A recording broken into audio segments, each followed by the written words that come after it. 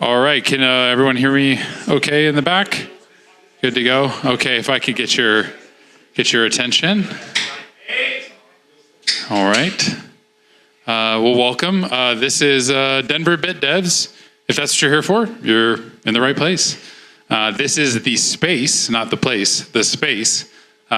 Whose first time is it at the space? Put just a quick show of hands. Wow. That's awesome. So quick history of the space. Actually started from Denver Bit Devs, which was started by Matt, which I took over, which then a whole group of people took over. And like Bitcoin, it kind of lives on in a decentralized ethos. So we are a nonprofit social hub for Bitcoiners. We do free educational events like this through our educational foundation, the Space Education Foundation. We're 501c3 pending. All the pizza and everything, if you want a receipt, let us know. Assuming we get approved, it'll be tax deductible. I have to add that asterisk.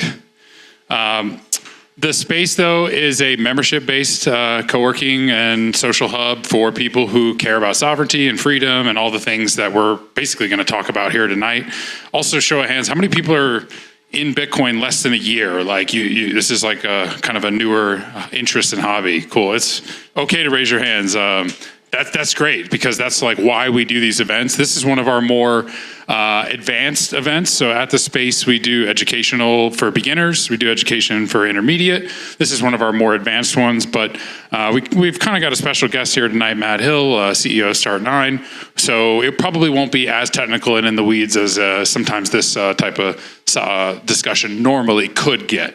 Hunter runs our monthly Bit Devs when we don't have any guest speakers, and it's typically more of a Socratic seminar where you come with questions, and hopefully we'll either have the answers or figure out the answers together and talk about, how can we make Bitcoin better.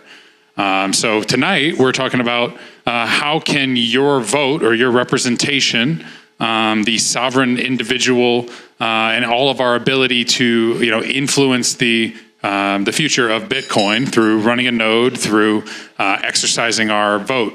Matt did a great presentation, it's probably been almost 2 years at this point, where he basically sat in a recliner chair like this and just went on a rant for an hour and a half, and it's our most watched video on YouTube to this day.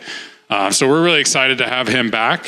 So I hope this tonight is exciting for you. Matt will have a very loose agenda of kind of a couple things he wants to communicate, and then it's going to be basically open Q&A.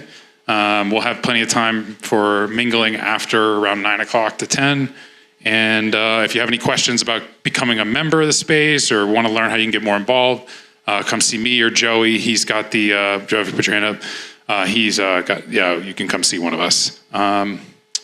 Without any further ado, Matt Hill.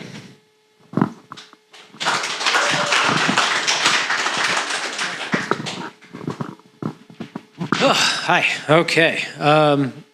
It's been a while since I've been here, which is unfortunate because last time I was here, I started out my talk by saying that I was going to be here more often. And then I had a third child and moved homes, and Start9, for those of you who have been following along, has been very desperately and aggressively trying to put out a new version of the operating system for quite some time. We are roughly a year behind where we told everyone we would be. And so that's been my focus and efforts for the last year has been on delivering a promise that we made a couple of years ago and taking care of my family. So I haven't been here. And I hope to, in the future, have some more time and flexibility to be able to attend these more often. Hunter, every time we run into each other, it's always a good conversation. I'm sure he's doing a great job. But I would like to get more involved at some point in the future.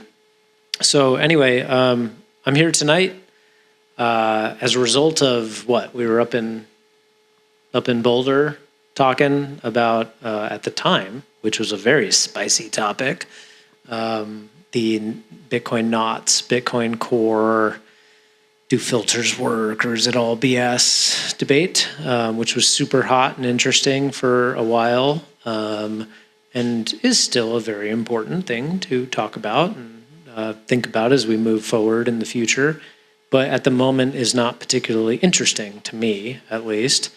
I am happy to address some of that tonight if anyone is interested in hearing my perspective.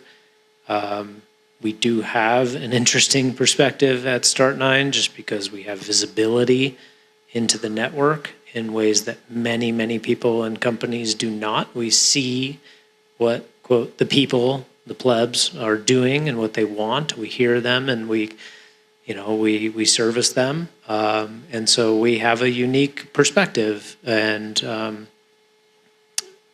but that's not really what I came here to talk about. So I don't have a set planned, scripted talk.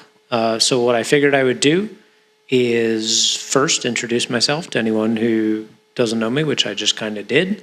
2, introduce Start9 and what we do to anyone who doesn't know.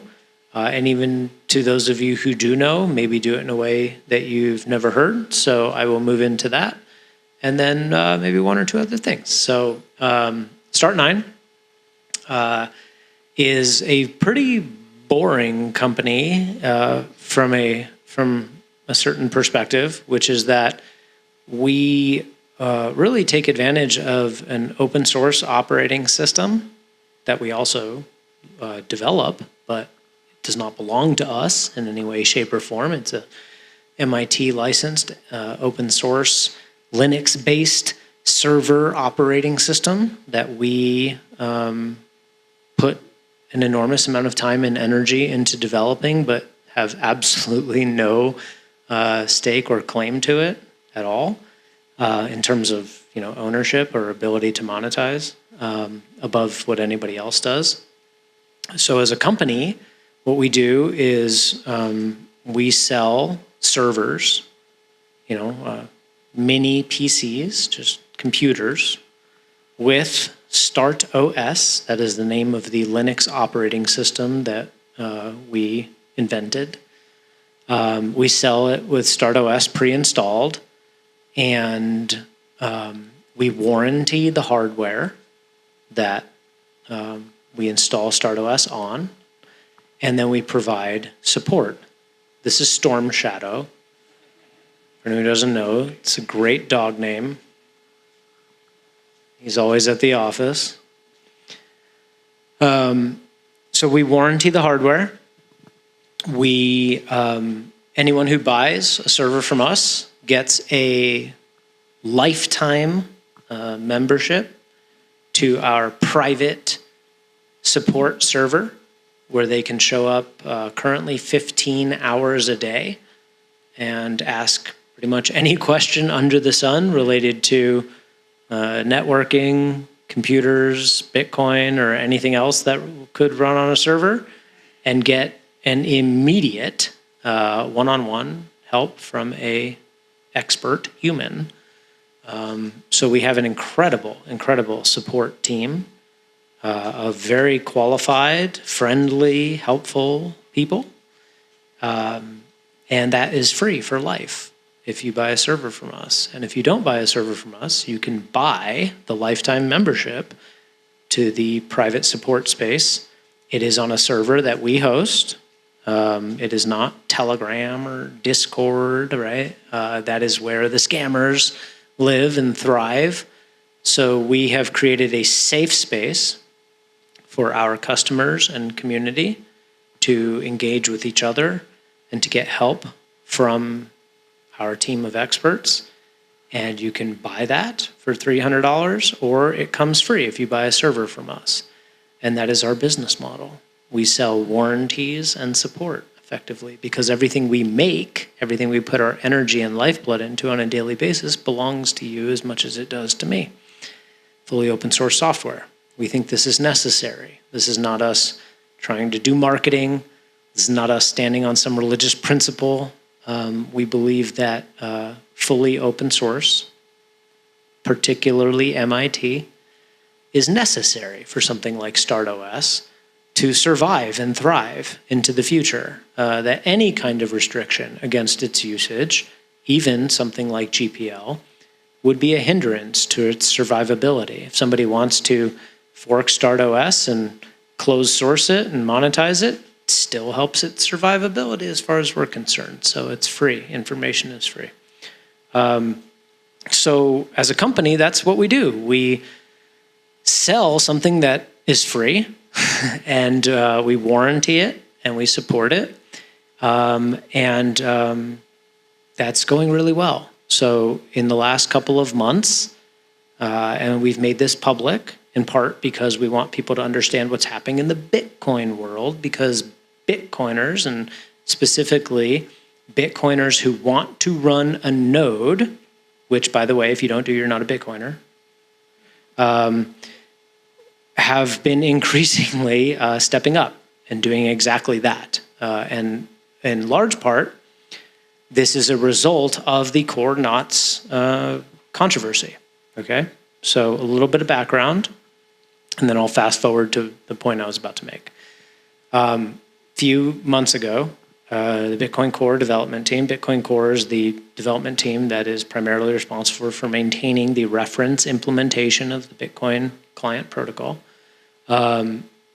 They opened up a PR that was a pull request, so a change to the code base that was designed to change the defaults for the amount of data that can be included in a output of a transaction. This is not a consensus change, mind you, right? They weren't trying to change like what could make it into a block. They were just trying to change what would by default propagate through the peer-to-peer network. So in many respects, a pretty superficial change, but it sparked an enormous debate, not just about this topic, but more broadly speaking, does policy, right, the ability to set what types of transactions are considered standard and what type of transactions are considered non-standard and therefore permitted to propagate through the Bitcoin network, does this matter? Does it matter? Does it work? Even if it does work, should we do it? Should we not do it? It spawned a debate about policy, right? What's known as policy, and in particular, transaction relay policy. And this debate, as somewhat ancillary as it was, meaning that this particular issue was not going to like make or break Bitcoin into the future. It functioned as a catalyst that got everybody talking about policy and who enforces policy, right? And that is the nodes. Got people talking about nodes, right? At the end of the day, everyone was talking about nodes. The nodes, they do this, they can't do this. They try to do this, but they fail. And they do this and it works. And nodes, nodes, nodes. Everyone was talking about nodes.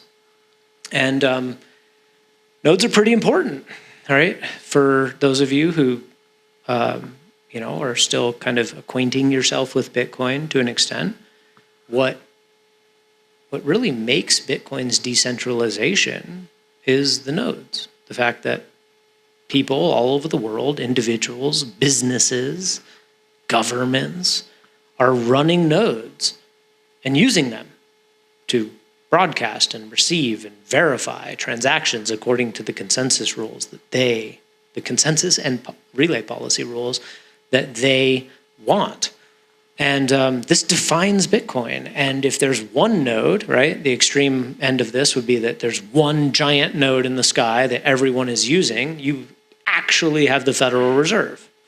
There is no more Bitcoin, right? All of it, all the mining, everything else that contributes to Bitcoin's decentralization is nullified if there's one node in the world that everyone is using. It's no longer Bitcoin.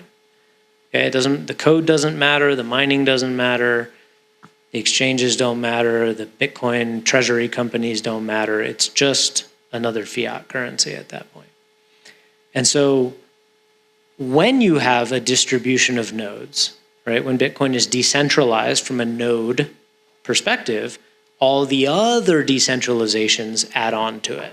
Okay, so mining decentralization becomes very important, and wallet open source optionality becomes important. But without node decentralization, none of it matters. And so we were very happy to see everyone talking about nodes, not just as a company, right? Because primarily we sell a server, StartOS pre-installed, and using StartOS you can install a Bitcoin node, run a Bitcoin node, and be a node operator very seamlessly, very easy. We've optimized for this use case. But because we care about Bitcoin, we care about open source, permissionless, decentralized money. And in order for that to work, people need to be running nodes. It's partly why we got into this business in the first place, is we wanted more people to be running nodes. It was too difficult to do. We made it easier. Boom. So a couple of months ago, everyone starts talking about nodes, and suddenly everyone wants to run a node because they realized that not only is more nodes more better for Bitcoin, but that running a node is really your only voice, right? For the most part. There's a few constituencies of Bitcoin's political consensus, okay? You have miners, you have exchanges, you have wallet developers, you have nodes, node operators, you have core developers, right? You have protocol developers. These are all different ways that you can be political in Bitcoin. But how many of you in here are protocol developers? How many are wallet developers? How many are wallet developers? How many run a Bitcoin exchange? Right? Most of us, our opportunity to matter and be political in Bitcoin is node operatorship. It's running a node. Right? There's lots of ways to be political in the analog world and meet space. You can get into politics. You can be a very rich person who buys politicians. You can be an influencer, right? You can be a famous actor that tells everyone which way to vote. There's all different ways to be political in meat space. And there's a lot of different ways to be political in Bitcoin space. But for most of us, the way that we can be political in meat space is to vote. That's really what we have, as worthless as it is, right? Like, we all understand that doesn't matter that much. In the Bitcoin space, the way to be political for most of us is to run a node, and to run that node according to the consensus and policy rules that you agree with. That is your vote. That is your means of political activism in the Bitcoin world. And it matters a lot more than a vote in the meat space world, right? Because there's so few of us. There's only 22,000 reachable Bitcoin nodes at the moment, maybe 70,000 total. Right? And the reachable ones matter because they're the ones that new nodes are using to reach out to and bootstrap off of. 22,000 reachable Bitcoin nodes on all of planet Earth. If you're one of those, that's a voice. That's a serious vote. Especially if you're using it. Especially if you have meaningful financial activity, right? The more you use it, the more it matters. Not everybody's vote is equal. It's not one person, one vote. It's not one node, one vote. Your node can matter a lot if you're running your business through it. Matters as much as, to be honest, it could matter as much as 1,000 nodes, depending on how much economic activity is flowing through your node. So people are starting to figure this out. The Bitcoin world is starting to figure out that nodes have a very particular and important political power in the broader Bitcoin ecosystem. And they want a piece of it.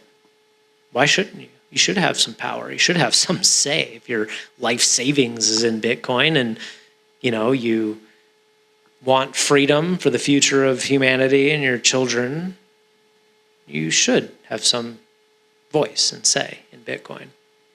And so as this happened, as this debate ramped up, our sales went vertical. Which is great. And as individuals at the company, we actually had some opinions about this, right? Like I personally have a bit of a stance, and there's others at the company that have slightly different stances.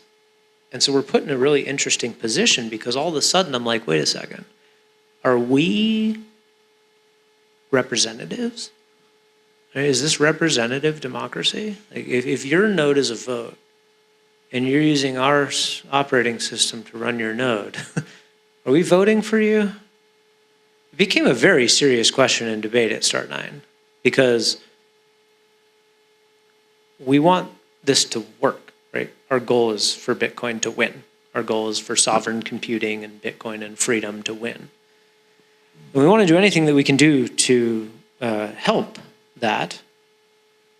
But we don't want to get confused about our role, right? We don't want to be telling people what they should do. So there's a couple, we'll call them pseudo competitors to Start9. There's a couple companies in the world that you can, whose products you can use to run a Bitcoin node. And they're all kind of taking different stances here, right? It suddenly became like a, where are you at? You know, we were getting asked by the community, like, where are you guys at? What's your stance? And it was a challenging time to try to both be personally honest in my own opinions and be technologically neutral, which is absolutely necessary. And then as a company, try to choose what we wanted our brand to be. What do we want to be seen as, right? From a very business corporate standpoint, just like how do we want to be seen? Should be honest, right? Like we're going to say the truth, but what is the truth? Like we were forced to do a little bit of introspection as a company and as individuals. And ultimately we came out on the fundamental stance that, and we knew this before this broke out, but it became reinforced during this process that we as a technology and product will be 100% neutral. Start9 will never, as a company, technology, and product, try to rig our experience, our user experience, in such a way that it gets you to vote in an unexpected way, right? We want our product to be as transparent and controllable as possible. So you as the user, the person using a StartOS server, should be able to choose with absolute clarity not only which implementation of Bitcoin you want to run, but even how you configure that particular implementation. Because ultimately the power of defaults are exceedingly powerful. Yes.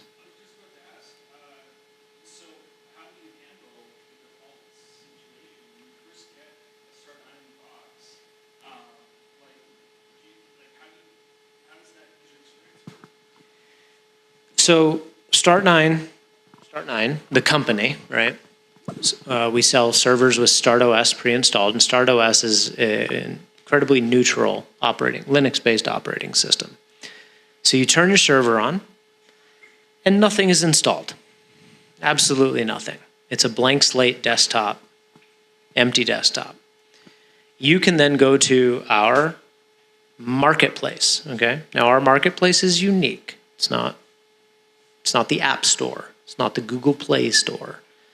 Our marketplace is more akin to a mall or flea market. It's actually a collection of stores, right? It's a space where vendors, probably the wrong word, right? Distributors can set up a tent and distribute any software they want. There are very few distributors in our mall right now. Right? It's us. We're the only one. But that's not how we designed it. Others will show up. We're absolutely positive of it. It's not wishful thinking. It's definitely going to happen. We have multiple people actually in the wild right now that are prepared to spin up competing. I don't even know about competing, but alternative distribution tents, stores to our own in the next few months, particularly after the next version of StartOS comes out, which I'll talk about here in a second. So you go to our marketplace, and you can browse in any store you want. Currently, there are 2 stores seeded into the marketplace by default. One is the Start9 store. This is branded for us, the company, Start9 the company, not StartOS the technology, not Bitcoin the application, Start9 the company. We branded it our company.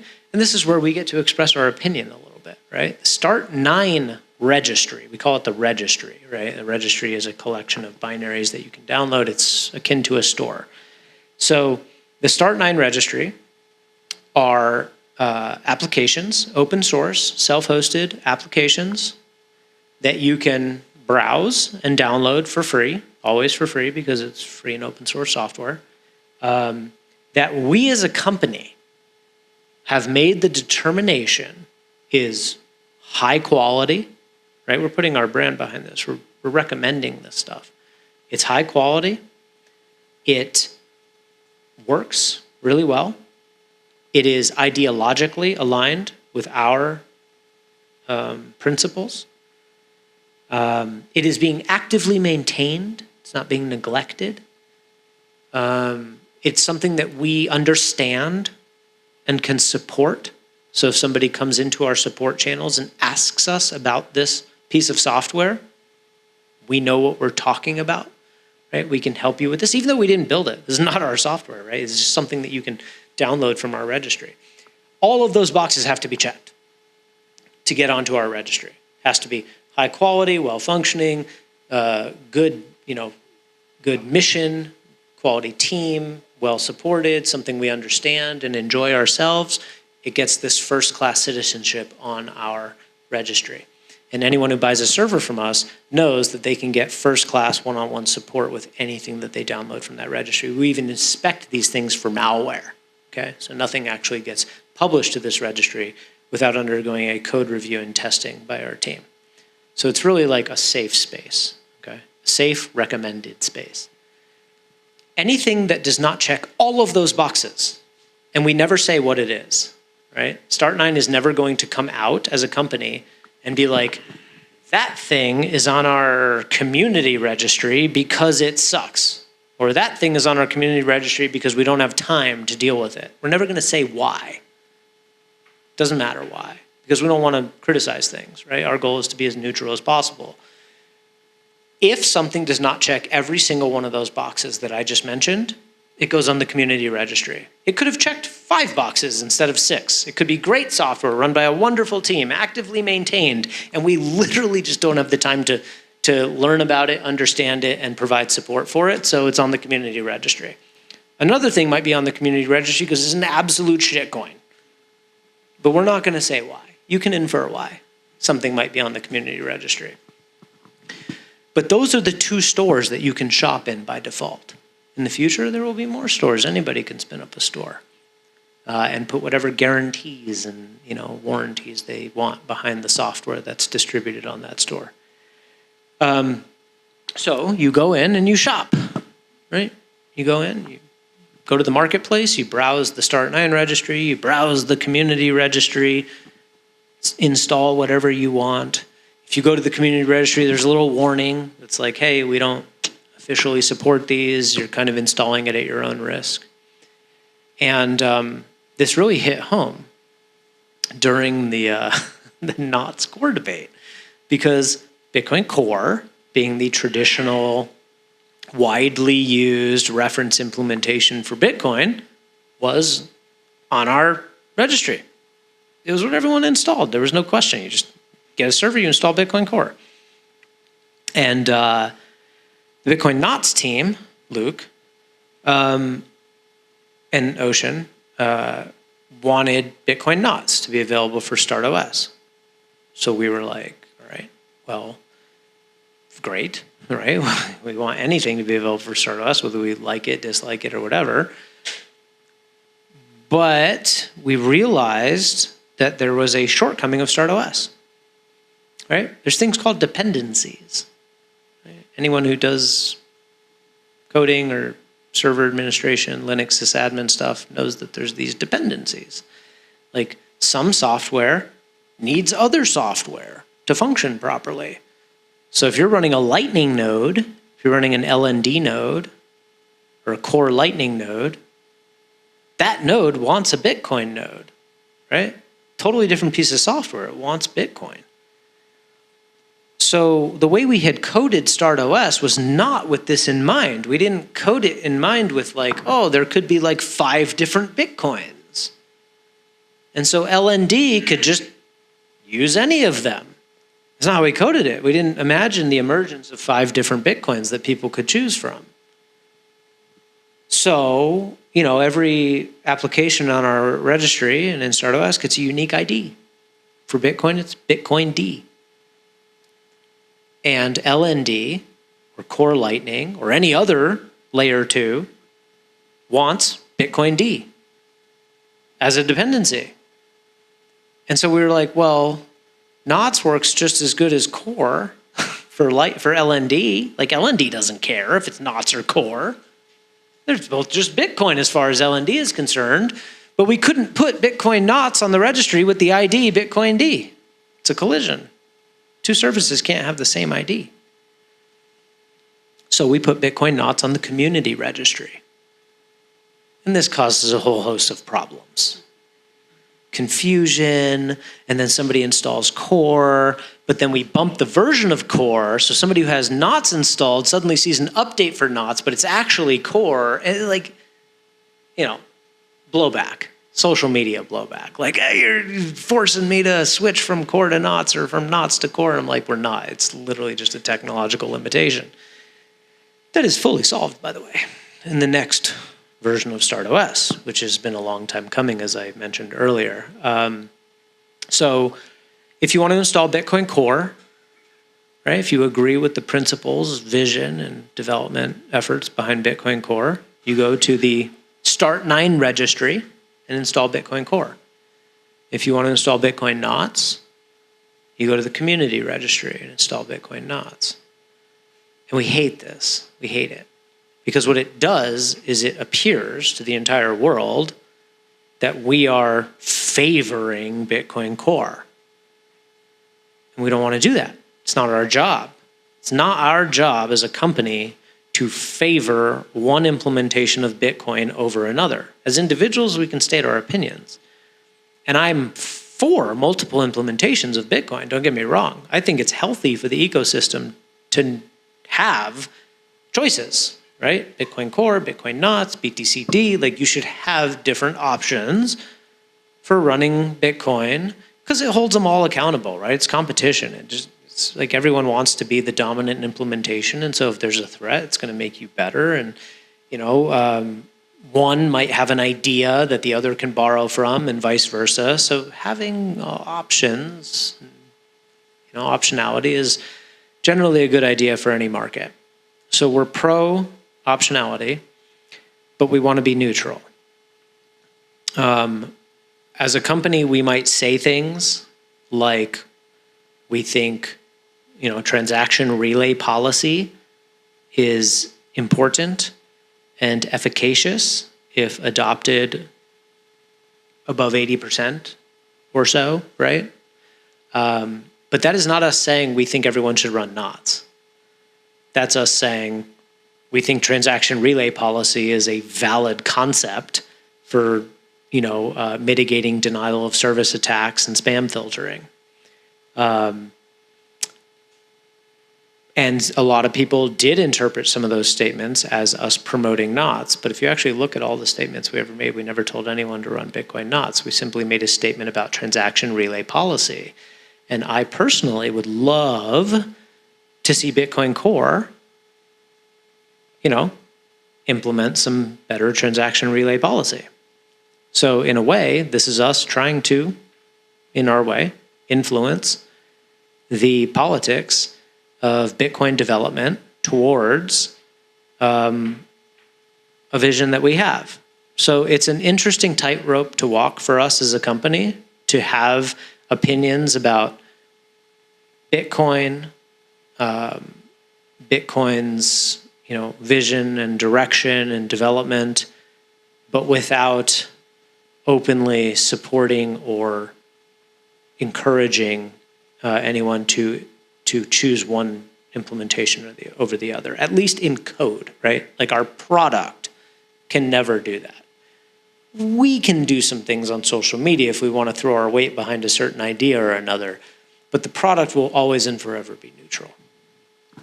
So in the forthcoming version of StartOS, both Bitcoin Core and Bitcoin Knots and any other Bitcoin implementation that somebody wants to package up for StartOS will be available on the Start9 registry, unless it's like some super obscure, like buggy implementation. We might throw that on the community registry, but it would still have the Bitcoin DID, right? It would just be a different version. We extended semantic versioning, the semantic versioning protocol, SEMVer, to include a prefix, a flavor prefix, we call it, which is a hashtag of a flavor of a protocol adherent piece of software. So that's how we got around this, is that they're all Bitcoin. They're just different versions of Bitcoin, but not in the semantic sense, not in like higher or lower, but actually on a different plane, right? They are horizontally the same, even if their versions are different. So yeah, our goal is to be neutral. Our goal is to,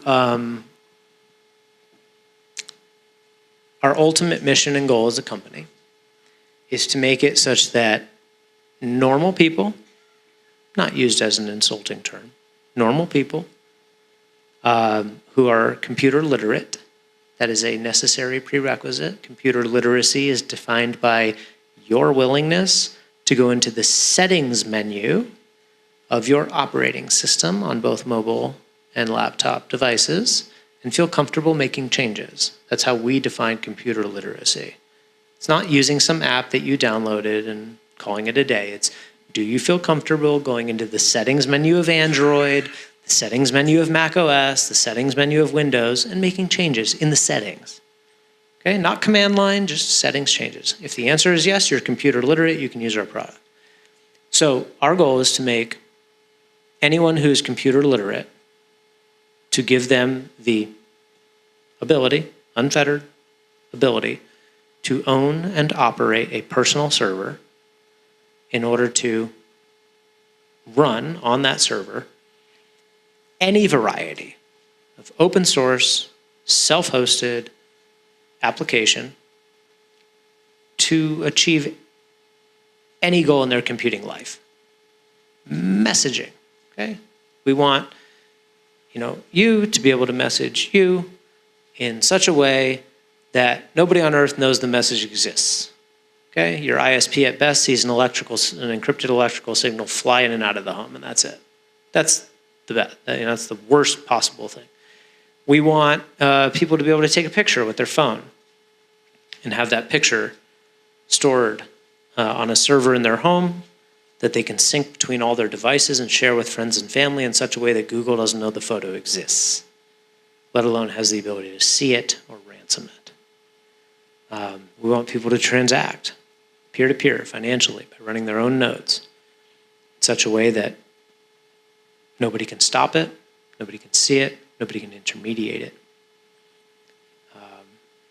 We just believe that fundamentally humans should be able to interact with computers and through those computers, other humans, in such a way that counterparties, third-party, trusted third parties or untrusted third parties, and custodians, intermediaries and custodians, don't exist.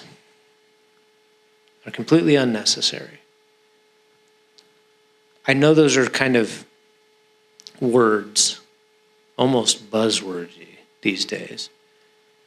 But if you understand what I just said, you would understand that it's an inversion of the computing paradigm that we exist in today.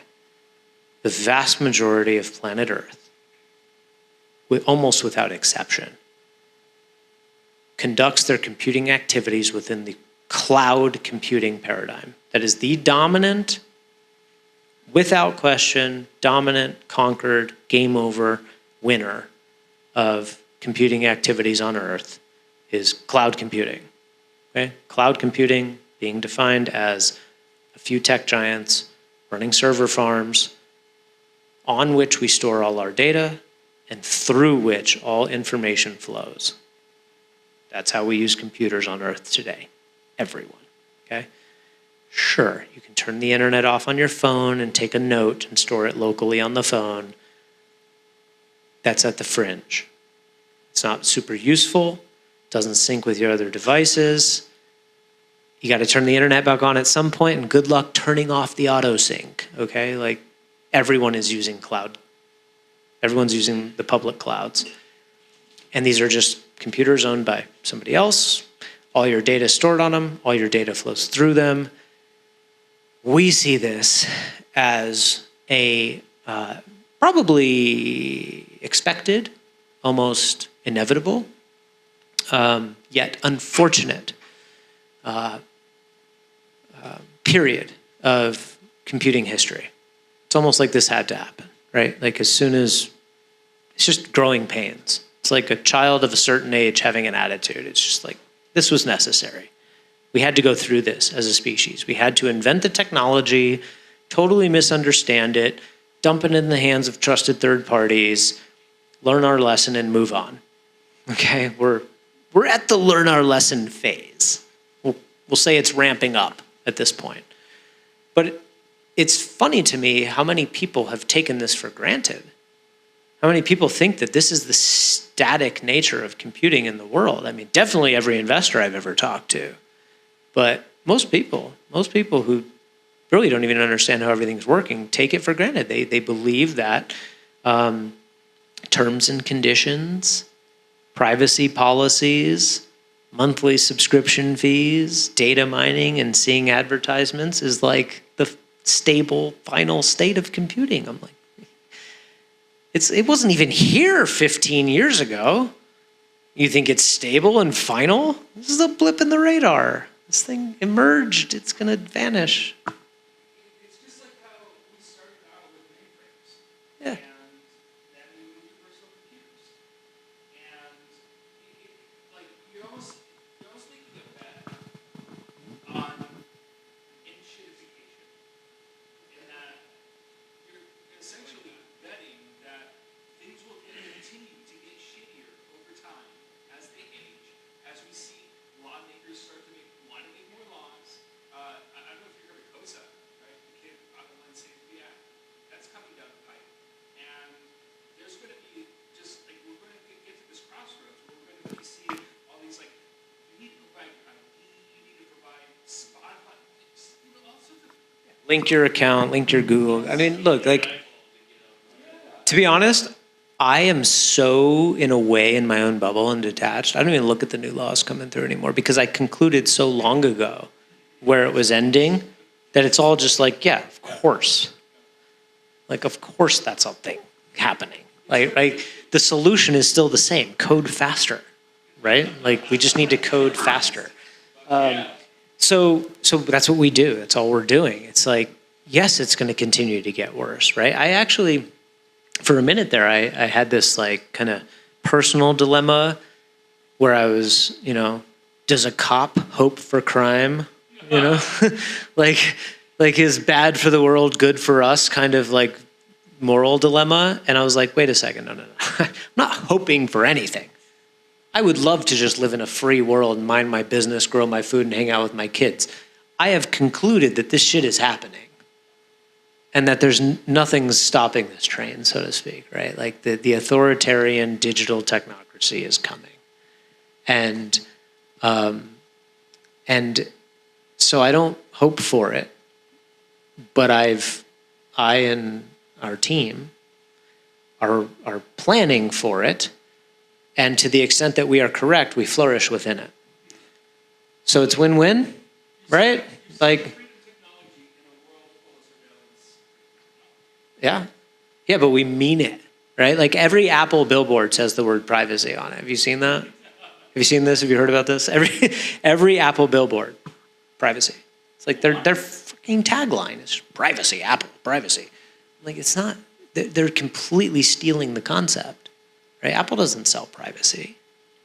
They sell confidentiality. Apple's keeping your information confidential.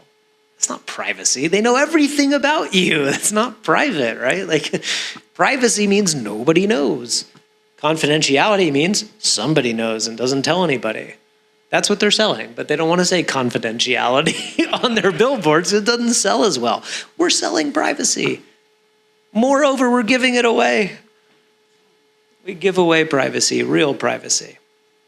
What we sell is convenience and support around it, so you don't have to feel alone, so you don't have to feel like you're over your head. That's what we sell. We're just here to help.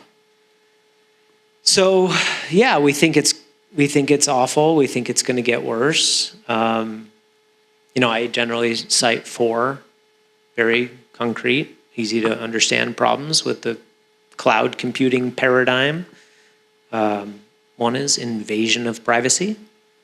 It's pretty familiar. Most people can get on board with this these days, right? They're pretty much aware that every button you click on your phone, every website you visit, every prompt you enter into a AI chatbot, every last drop of it is monitored, recorded, and analyzed for all of posterity. It's there forever. It's not to say that you're of interest. You're not. Your numbers in a database, and it's used in aggregate to influence advertising trends. But if you ever do become a person of interest, it's all there for the taking. And if the political winds ever change and things that used to be perfectly fine to say are no longer fine to say, well, fuck, you said that when it was fine to say, but now it's not. Now you're, so privacy is an insurance policy against the future. You never know what tomorrow is going to hold. You never know what was fine today might not be tomorrow. The internet's written in ink, never gets deleted. So invasion of privacy is a fundamental problem with cloud computing. It's like everything you do is recorded forever and can be used against you in ways you can't possibly imagine, whether it's extortion or actual, physical threats, depending on which way the political winds blow. Number 2 is censorship. So when everyone is computing through the same server, that server basically gets to define truth, Like X and Facebook, they just get to define truth. Kind of a cool business. It's like, what do? We say what's true. And the way that you do that is not as blatant as people think. It's not deplatforming. That's so extreme. That's out there. That almost never happens.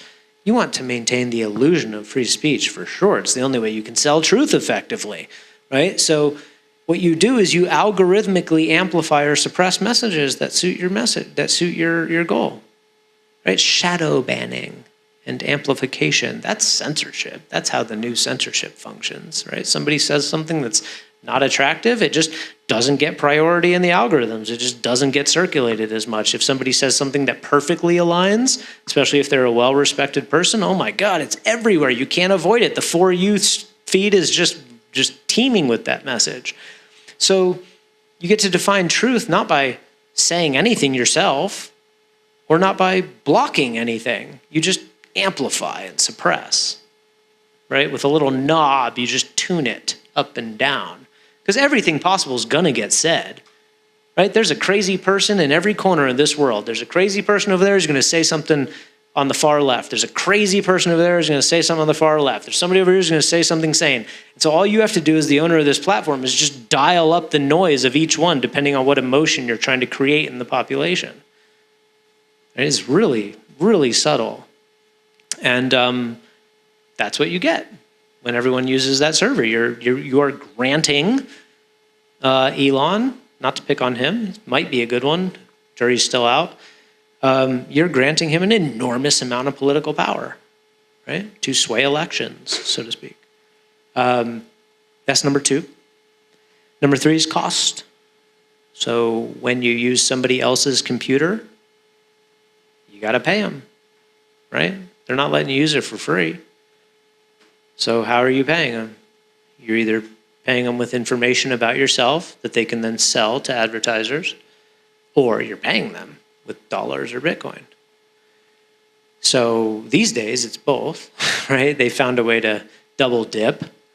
They data mine as hard as they can, and then they charge you a monthly subscription. And you can expect that to get worse and worse, right? Not because they're greedy, horrible people, because their costs are going up too, right? Being a data custodian and intermediary on the internet today is very expensive. I wouldn't want to do it. I'm very happy to be in the position that we're in right now. We don't know shit. I want to keep it that way because the more you know, the more you can be asked to tell. And that costs, right? You have to do all the compliance. You have to. I don't want a compliance department. Start9 never has a compliance department. Something's wrong. So, cost. It's economically inefficient to use third parties. Uber proved this, right? Uber's like the quintessential modern day example of disintermediation. Cut out the middleman, everything gets cheaper and more efficient. Well, right now, Google, Apple, Microsoft, Amazon, Oracle, they're all just middlemen. They're all just sitting between you and the things that you want to do with your computers. And it's economically inefficient, and we're here to cut them out. Number 4 is counterparty risk, data security. So when you, me, and everyone else puts all of our data onto the same server, it's like all of us piling our gold into a single vault, or all of our Bitcoin onto Coinbase. It's eventually going to get hacked, right? It's eventually going to get taken because ultimately there's humans that control the keys. And humans are fallible, right? All you got to do is blackmail them, bribe them, threaten them. Huh? Yeah, just beat them, torture them, blackmail them. They'll give up the keys, right? It's easy. Humans are easy. So yeah, any database that is worth hacking will be hacked, and a database storing a mountain of Bitcoin is worth hacking. So it's only a matter of time, guys.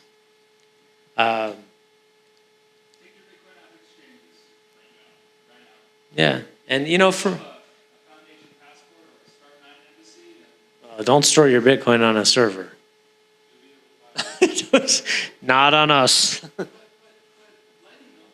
Well, Lightning, sure, but you shouldn't store your life savings in Lightning, on a Lightning node, Yeah, we're not a hardware wallet. It actually is a common misconception, right? So I have to refute it aggressively. Like, we don't make hardware wallets. Do not store your Bitcoin on a server connected to the internet. Hardware wallets should be air-gapped, keys stored analog, offline.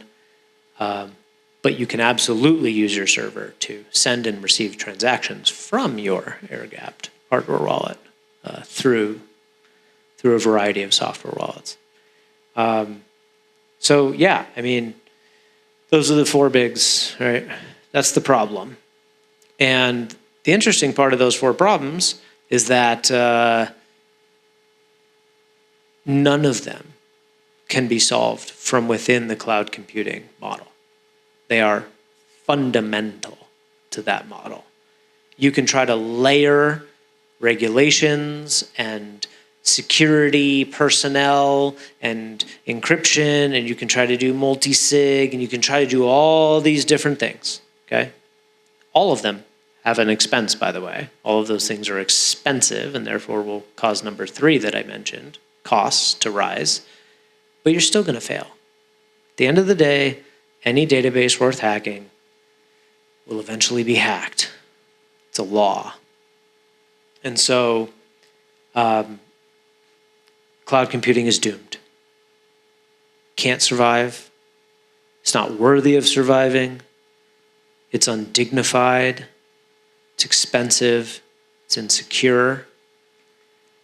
And it's only been around for 15 years, maybe 20, depending on when you start counting. And I don't think it'll last another equal time. Put the terminal sentence on cloud computing at 15 to 20 years. And it will be remembered by posterity as a silly little mistake that humans made at the dawn of the information age. I really think it's that insignificant. All these multi-billion-dollar Silicon Valley SaaS companies are a blip in the radar of human history. They will be remembered as a mistake and an opportunistic moment when grifters took people and then blew up the world as a result. That's what this is, historically speaking. What we deserve What works is what we call sovereign computing, as opposed to cloud computing. It's the antithesis of cloud computing, namely defined by, instead of a single centralized cloud through which everyone transacts and stores their data, shatter it into a couple billion pieces and put one in every home. And instead of all of us computing through the same central server, I compute through my server, you compute through your server, you compute through your server, and then optionally we can connect our servers together on peer-to-peer networks so that they can talk to each other. It's just a fundamentally decentralized model of computing. And there is no way to achieve that model at the application layer. Any Web3 thing or application built on AWS, it's all just stolen concept. It's all just companies trying to capitalize on the growing popularity of the words decentralization and sovereignty, but ultimately feeding you the same centralized, controlled model. The only solution, I'm all ears, okay? Not like I'm all ears. The only solution in my mind to decentralized computing is physical devices in people's homes. This is not an application problem. It's a physical infrastructure problem. You've got to have a server in every home or every other home, okay? Just the more the merrier. The more servers, the more people that are computing and transacting through those servers, the more robust and decentralized Earth's computing infrastructure is, which is effectively the resistance to centralization and corruption. So our goal is a server in every home, a server in every business. And the reason why we think we can achieve this, but we're not just blowing smoke from a marketing angle, is because even if there's only one, it's worked. You don't care as an individual if anyone else on Earth is running their own server. For the same reason you don't care if anyone else is growing their own food. Let's say all the food was poisoned. Oh, wait. Okay, let's say that all the food was poisoned at the grocery stores. And the solution to saving humanity from this horrible food poisoning illness was for everyone to grow their own food. That's great. But you as an individual don't care if everyone grows their own food. I mean, maybe you do care, but it doesn't affect your ability to do it. There's no network effect here. If you're the only person on Earth growing your own food, you survive. You're healthy. Everyone else is not. You've done your part for yourself and your family. And if you convince your loved ones to do it, your friends, then they've done it too. But you don't need everyone else to do it. You don't have to go out there and campaign for this. You don't have to be like, hey, everyone, let's grow our own food. Because if you don't, I die. It's not true. Even if nobody does it, you survive. Same thing with running your own server. You don't need other people to run their own servers. You can run your own server and take absolute, total, 100% control over your entire digital existence. Remove your data from all third-party servers. Transact and communicate with friends and family through your own server in such a way that nobody knows it exists. And it doesn't matter if a single other person on the entire planet is doing this. You still garner all the benefits of it. That's why this is going to work. It's because we don't need everyone to go out and get everyone else to do it. You do it for you, he does it for him, she does it for her, and maybe after a couple of decades, we'll look up and go, oh, that happened. The world changed, right? The way in which humans use computers has completely flipped upside down. But it was an emergent thing, something that happened naturally, organically, out of people looking out for themselves and their families. So we think this can work because of that. If that wasn't there, I wouldn't even be trying. The idea, like, think about like mass noncompliance for taxes, right? The libertarian dream. Hey, everybody, let's all just agree to not pay taxes.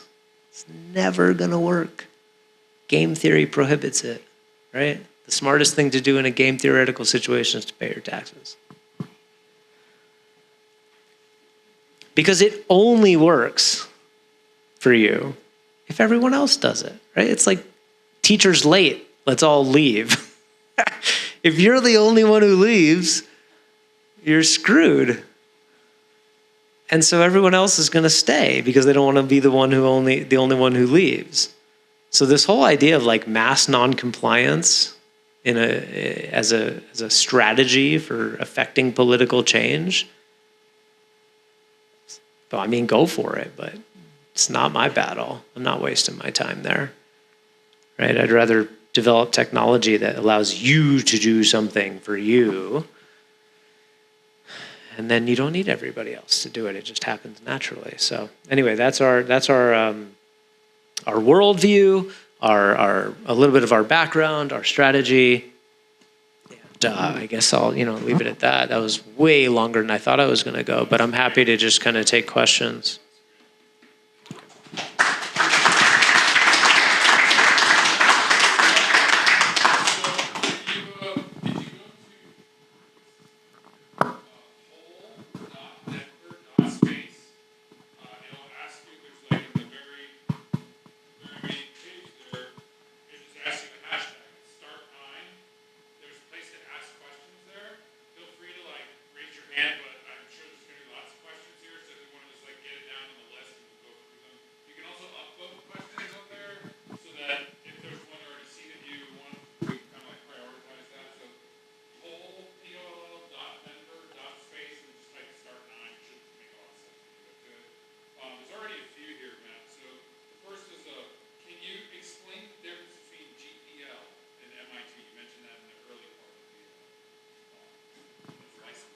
Yeah, so GPL is a technically open source license, okay? So to call something open source, there's a few sort of blessed licenses, right? By the open source world has some religious fanatics in it. There's a few licenses that are like kind of acceptable, right? So GPL, Apache, MIT.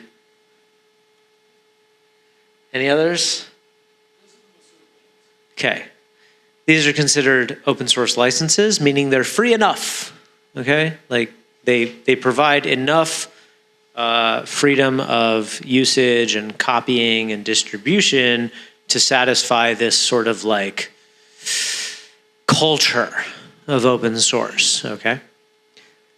There is actually only one license, right? There's something called like an unlicensed and stuff like that. But if we're being, if we're sticking within the realm of like common use case, there's really only one license that has no restrictions, and that's MIT.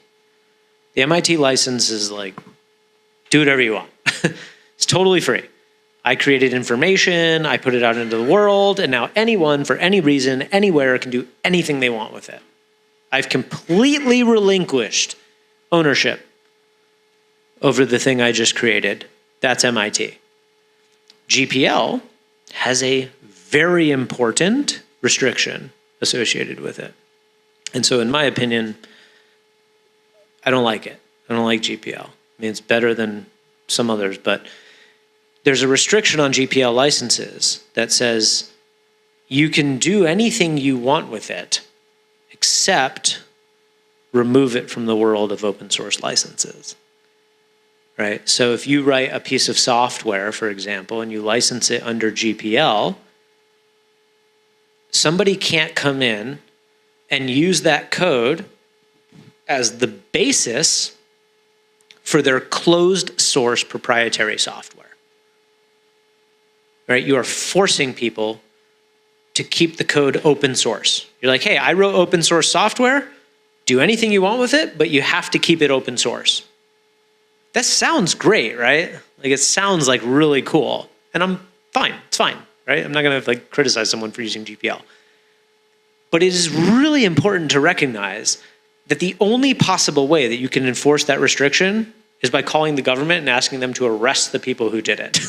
So you are fundamentally accepting axiomatically the existence and right of the government to put guns to people's heads and enforce your property rights, right? So GPL is still a proprietary license. It's just a highly, highly permissive proprietary license. Yeah. Yeah. I'm not familiar with 2. Nobody uses 2 anymore. It's just nobody uses it. Yeah. Yes, correct. Yeah, Richard. Okay. Matt, next one is, can you explain the statement that you said one node could be as important as 1,000 in your death? Yeah. So when it comes to, like transaction relay policy, okay, like which transactions flood through the network. Everyone familiar with the concept of flooding? Just flooding. Like the positive version, right? So like when you broadcast a transaction to the Bitcoin network, you send it to all your peers. Well, then those peers validate that transaction according to the consensus rules, and then they send it to all their peers. And so it's a viral effect. It's an exponential, right? Your transaction exponentially hits more and more nodes until it eventually lands at a miner and gets mined. Okay? Yeah, it's the technical term is flooding, right? Like, I could be wrong here, but I'm like almost positive that the actual technical term for the Bitcoin peer-to-peer network for transaction propagation is flooding. All right, I'll look it up. Look it up. I'll double check. I'm like 99% here, and if I'm wrong, then no big deal. So anyway, that's how it propagates through the P2P network, lands at a miner. So for things like that, the economic activity of the nodes doesn't matter. Okay? It's purely a numbers game. So if 99 out of 100 nodes are running, a certain transaction relay policy, then the chances of your transaction making it to a miner that doesn't adhere to those relay policies is very, very small. These nodes can be dummy nodes. They don't actually need to have a lot of activity, so long as they have a lot of peers, so long as they're well connected. So economic weight, the amount of economic activity that is flowing through that node by its owner doesn't really matter when it comes to things like relay policy. However, when it comes to things like consensus, it really matters, okay? So in a fork scenario, right? Like take a soft fork scenario. You could have 99 nodes that are all saying, we want to run version A of Bitcoin, okay? But if those nodes are not being used for any meaningful economic activity, if the vast majority of the people in the world are using the 100th node to send and receive transactions, then they don't really care that those other 99 people just forked themselves off the network. They're like, no, everyone's using this node, or everyone's using these 10 nodes that are all running, consensus rules B. So the fact that 1,000 nodes are running consensus rules A doesn't matter to us because they're not actually being used. They're just dummy nodes, right? So when it comes to soft forking scenarios, what matters is economic weight of the nodes, right? So to pull off a successful soft fork, you don't actually need a lot of people. You don't need a lot of nodes. You just need a lot of economic weight. And to be honest, since so much of this is difficult to assess, social weight, okay? Like pulling off a soft fork is as much a game of poker as it is dice, right? Like you can bluff. people don't necessarily know where all the economic activity is, right? It's politics. People can pretend and bluff and switch sides, and that's why it's so messy, right? Like Taproot was a bluff. Anyone know that? Do you know that Taproot was a bluff? They didn't have the economic weight. They did. Yeah, but the miners activated because they thought the economic weight was with Taproot. It was a bluff. Right? Like the participants in the Bitcoin network, the wallets and the users were all like, yeah, everything's going to use Taproot, and if you miners don't get on board, you're going to be mining a fork chain that's worth nothing. The miners believed it, and they activated. Wasn't true. SegWit was also a bluff, yeah. Yeah, the UASF was absolutely a bluff. If the miners had resisted it, they probably would have won. That's how it goes. Doesn't matter whether you win by bluffing or win because you have the boat, right? Winning is winning. So Bitcoin is politics. It's not just numbers, right? There's a lot of numbers in Bitcoin, but there's a lot of politics too. And so ultimately what's needed to pull off a soft fork with a guarantee is economic weight. So you go to all the exchanges, all the wallet providers, right? Because most people don't run their own node, let's be honest. And even if you do run your own node, you're usually not using it to send, receive, and validate transactions. A lot of people, even if they run their own Bitcoin node, it's a shelf ornament. And they actually have their wallet on their phone that they're using to transact, but they're not actually pointing the wallet at the node. I know. We're working on it, right? It's a process. Sometimes you got to LARP before you play for real. So the node at that point is there's no economic activity flowing through the node. It's useless, right? And so what you're doing is you're delegating your vote, right? The economic activity that would otherwise apply to your node and give you political power, you are now delegating to the wallet provider. Whoever made your wallet is running a node. And you are, by default, connecting to that node, contributing your economic activity to their node, as is everybody else. And so the wallets actually have an enormous amount of political power because they run nodes that are economically active. And so Just want to say, if anybody who wants to not LARP and actually use their own node, start an embassy, or what do you call it now? Start a server? a server. Server, okay. Start an server. I like the old way, but it's good. Give yourself a server, and then give yourself a foundation passport. And they make a wallet called Envoy, and it works really well with the Start9. And so that's, yeah. And by the way, we sell those. So, cool. Yeah. So if you ever want a foundation passport, just come to us and we'll sell you one. I'd say, there's actually quite a few questions. Some of them more technical in nature. Looks like the next one with the most was, what's your plan to scale compute and storage hardware for things like Jellyfin and self-hosted LLMs? Yeah, so things like Jellyfin is not much of a challenge. Jellyfin is extremely well supported today.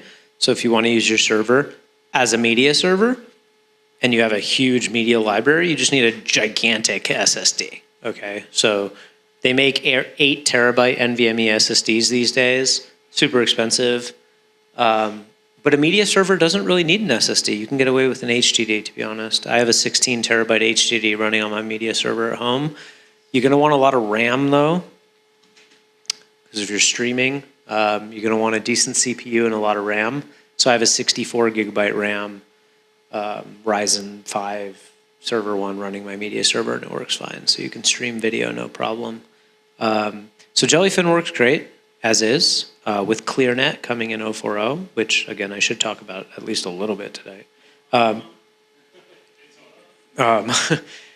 That's great. LLMs is a whole different story. Okay, so AI, very, very tough to overstate how important it is and how quickly it's moving and how disruptive it's going to be to everything we've ever known and thought as a species. Is just like, I mean, we can't get into AI right now, but the important part, at least as far as we are concerned about AI, is that it is owned, operated, and controlled by individuals and families, and not the existing, centralized big tech and government incumbents. We think it's critical, and know it's critical, that you, me, your families, businesses have the ability to interact with LLMs in a private, disintermediated, non-custodial way from anywhere in the world, okay? So say like you have like a super powerful Mac M4, with a shit ton of RAM and a super powerful, Apple Silicon CPU, and you spin up a 64 billion parameter LLM on your machine, great. You can use that from your MacBook.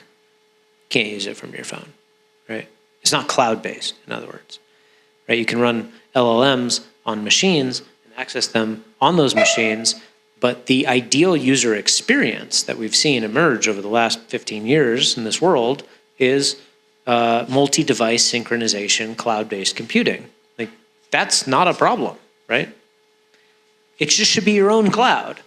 So our solution to self-hosted, sovereign artificial intelligence into the future is people running very powerful GPUs from their homes on their own servers, running software like Ollama and OpenWebUI, which is available on StartOS today as a branded application called Free GPT-2. We're renaming it.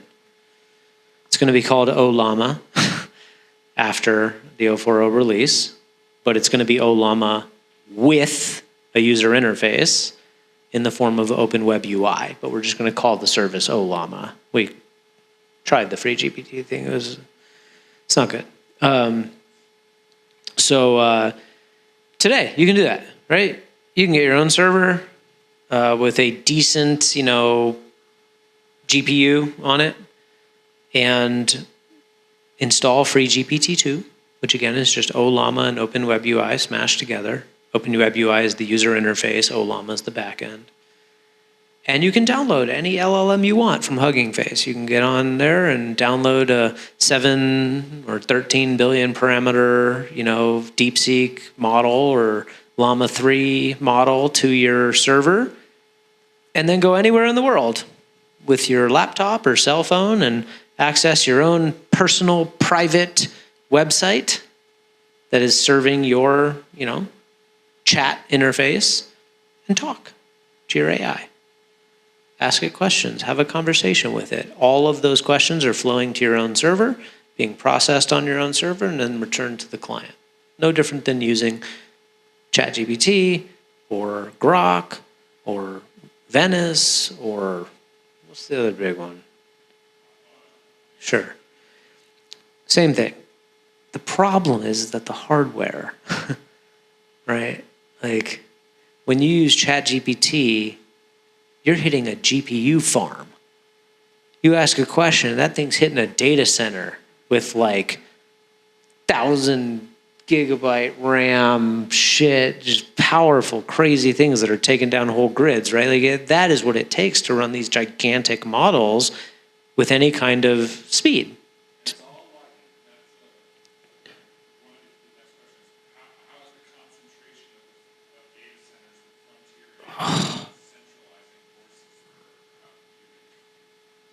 Well, I think that there is a potential that the investment being made in centralized data centers for GPUs to run massive LLMs might be the largest malinvestment in human history. Yeah, I'm not saying it's true. I think it could be true. I think it could be the biggest waste of capital we've ever seen as a species, because the actual trend of AI right now, which I think is good and correct, right? Morally good and technically correct, is towards smaller, more specialized models. You don't need a genius AI. You don't need a 1,000 parameter, billion parameter model that knows everything and that requires, 1,000 gigabytes of RAM to load into memory. That's what ChatGPT is. But you don't need that. What you can do instead is actually replicate what exists in the analog world and has always existed, which is that you have people who specialize in certain things. You have doctors. Not only do you have doctors, but you have oncologists and podiatrists, and you have different kinds of doctors that specialize in different kinds of medicine.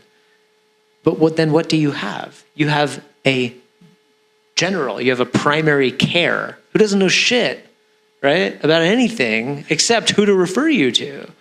They know like some basics about nutrition and some exercise, but then basically if you have any issue whatsoever, they can send you to a specialist. This is the future of AI. You'll have a general counsel or a primary care doctor that you go to and you ask a question, and it is socially competent, has a extremely broad but shallow understanding of everything, right? Your GC knows a little bit about everything. It's sort of, what do you call that with a person?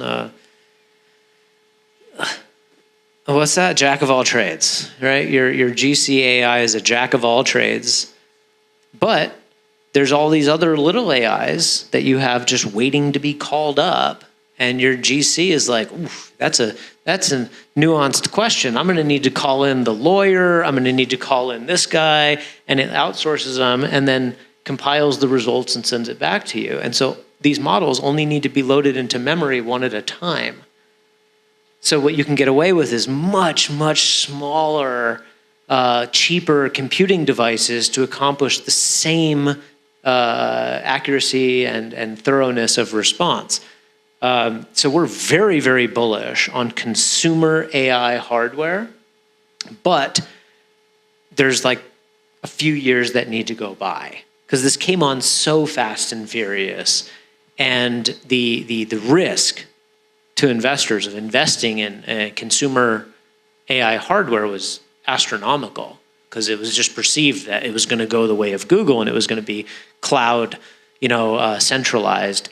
But now that people are starting to understand that this could actually be home devices, getting you the same level of responses as ChatGPT, the home AI manufacturers, hardware manufacturers, they're just going crazy right now. We're in contact with a few of them because obviously this is really important for us, right? We expect to, in short order, within the next couple of years, be able to sell a home server that is, optimized for AI usage, that has like an extremely powerful M.2 form factor GPU that can crush out 100 billion parameter models and send you responses in, less than a second. Combined with the software evolution and the LLM evolution, one, towards open source, and two, towards smaller models, I think we can compete. And I think we have a very compelling story, right? Tell ChatGPT everything for the rest of your life and pay them $20 a month, or buy a single device for $1,000 and be free forever. It's a really powerful narrative.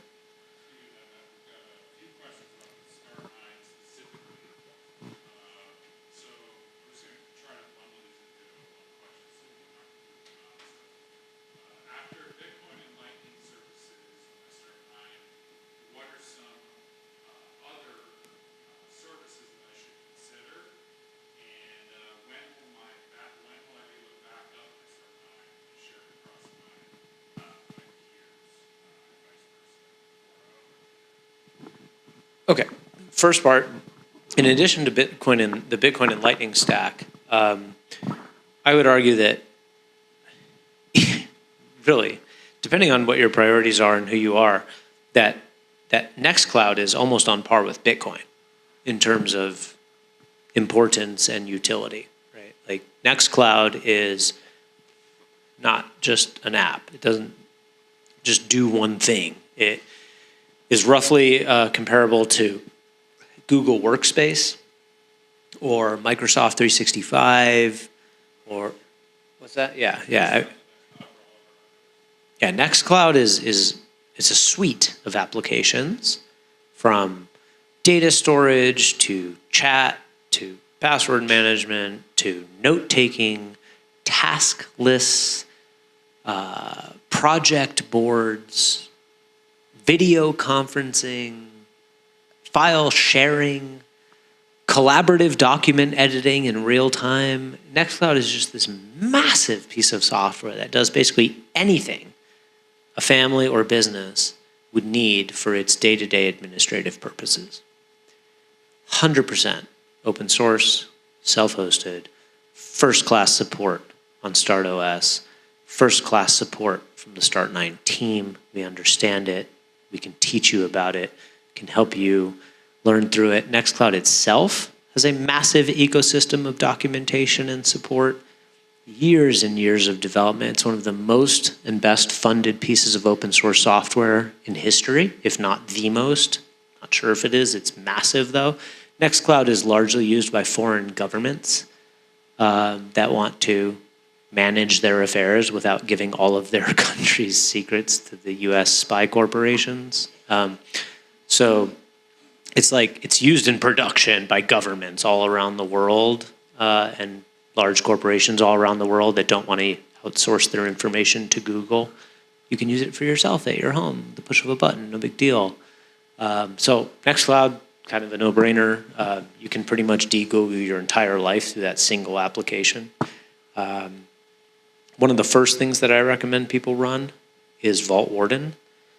Vault Warden is the open source, kind of skinnier implementation of Bitwarden.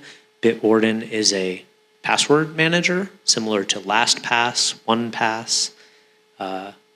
Taking control of your passwords is one of the most powerful things that you can do because your passwords are the keys to the kingdom. It's the keys to everything else you do. So if there was only one thing you were ever going to take control of, it may as well be your keychain to everything. And it coincidentally, very happy coincidence, is quite possibly one of the easiest things to install and get set up on StartOS. It works seamlessly, perfectly across all supported browsers, computers, clients. So yeah, Vault Warden is it's like if you get a server from us and you're wondering what you should do right out of the gate, potentially even before a Bitcoin node, install Vault Warden. You can do no wrong. Just do it, get it set up, get it working, bask in the success. You'll catch the bug. You'll get it.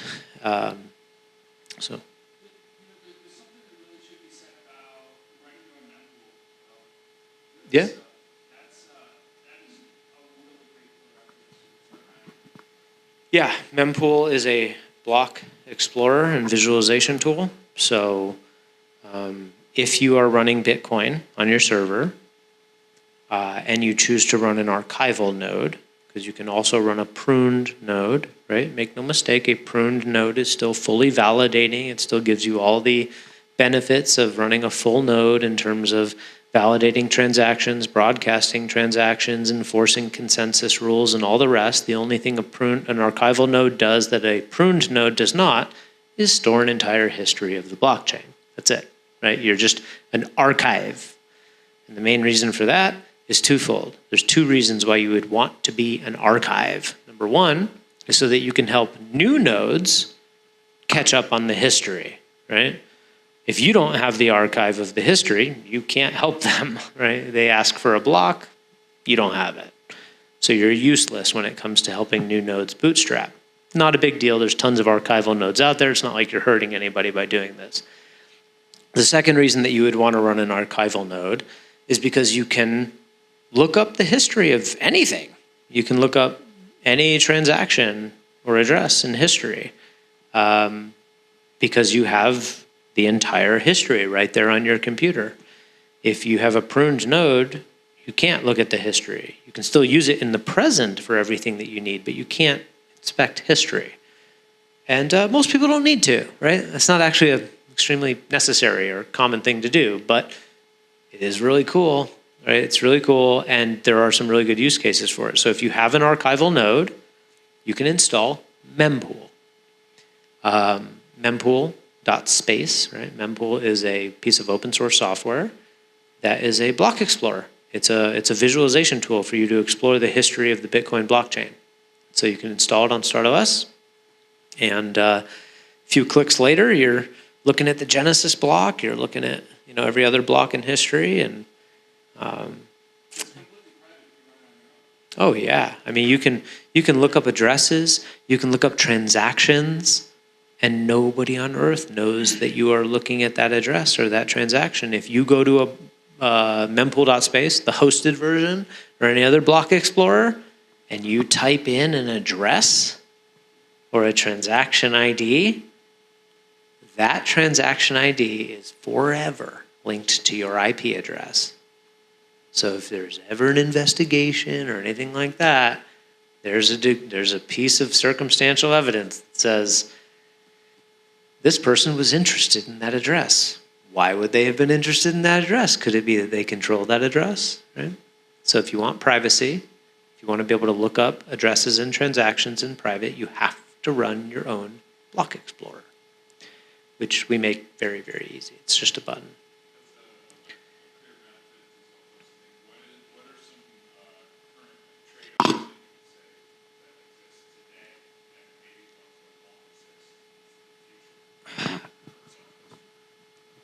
Yeah.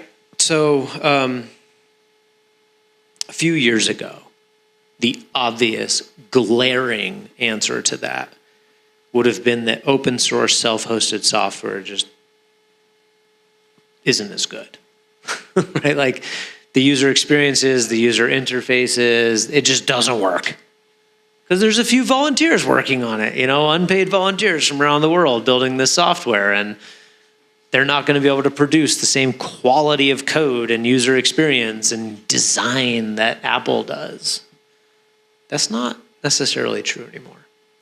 And the reason for that, the reason why that gap is shrinking at an exponential rate, I would argue, is because the vast majority of reasons that people use computers, the applications, like messaging, data storage, have not only reached years ago diminishing returns on user interface design and user experience. There's only so good that you can make a messaging app. Yeah. Yeah, because it has political influence and regulations tacked onto it and requirements. And so it's actually inverting, okay? There was a long time there where before messaging apps were a thing, think about that. Messaging apps. What was that, 10 years ago? It just happened. Messaging apps are brand new in human history. They just happened. And there was a period of time for a few years when they burst onto the scene, starting with AOL Instant Messenger. IRC was before that? I don't know. What was? Oh, those are modern. I'm talking about the ancient shit. AOL Instant, AIM. So they came onto the scene, and it took years and billions, to be honest, of trial and error and market research by the biggest, most powerful companies in history to figure out the optimal way that a human wants to send and receive messages. But they did it. They figured it out, right? So during the process of figuring it out, they were iterating their applications weekly.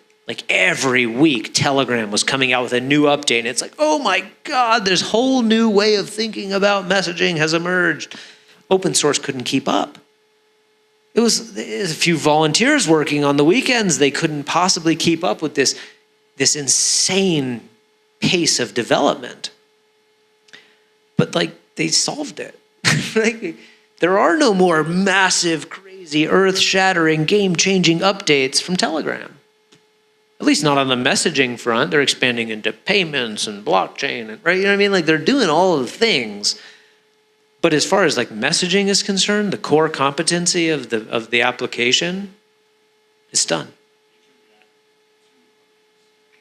Yeah. Right. That's gonna take us all of 3 hours to copy, you know, in the open source world. It's like,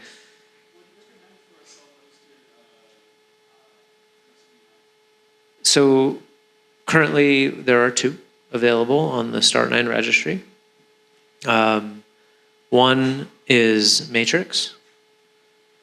Matrix is a open source federated messaging protocol and network. So you can run a Matrix server, and I can run a Matrix server, and you and your friends and family can create accounts on your Matrix server and communicate with each other. Mind you, this is no different than using WhatsApp, Telegram, or even iMessage. Okay? From a user experience standpoint, once you spin the server up, you have a Matrix server running on your StartOS device. You download an app on your phone, connect the app to the server, and chat away, right? You have friends, you have family on there, chat away. So it's like one extra step. Instead of just downloading an app and signing in, you download an app, connect it to your server, and sign in, right? It's like negligibly more work. But if you have a Matrix server with all your friends and family on it talking to each other, and I have a Matrix server with all my friends and family talking on it, we can, if we want, connect our servers so that my friends and family can now talk to your friends and family. And if you do this at scale, right, all servers connected to all servers, you effectively have the ability to message anyone in the world that has an account on any Matrix server in the world and can message with them in group chats, direct messages. And I know that all sounded a bit complicated, but at the end of the day, on your phone, when you're looking at it, it's no different than joining a group and chatting, right? Like, what's happening behind the scenes is magic, though. It's servers connecting to each other in a decentralized, open way. Matrix is similar to Nextcloud, predominantly used by foreign governments for their internal communications, so that they're not using things like Slack and Discord and Telegram that are obviously, you know, various forms of national spyware. So it's a wonderful piece of software, works great, easily available on StartOS. The second one, and the one that I've been most excited about for the last couple of years, is called SimpleX. SimpleX is extremely similar to Nostr in architecture, if you're familiar with Nostr at all. It's a distributed network of servers that are performing a service to the network.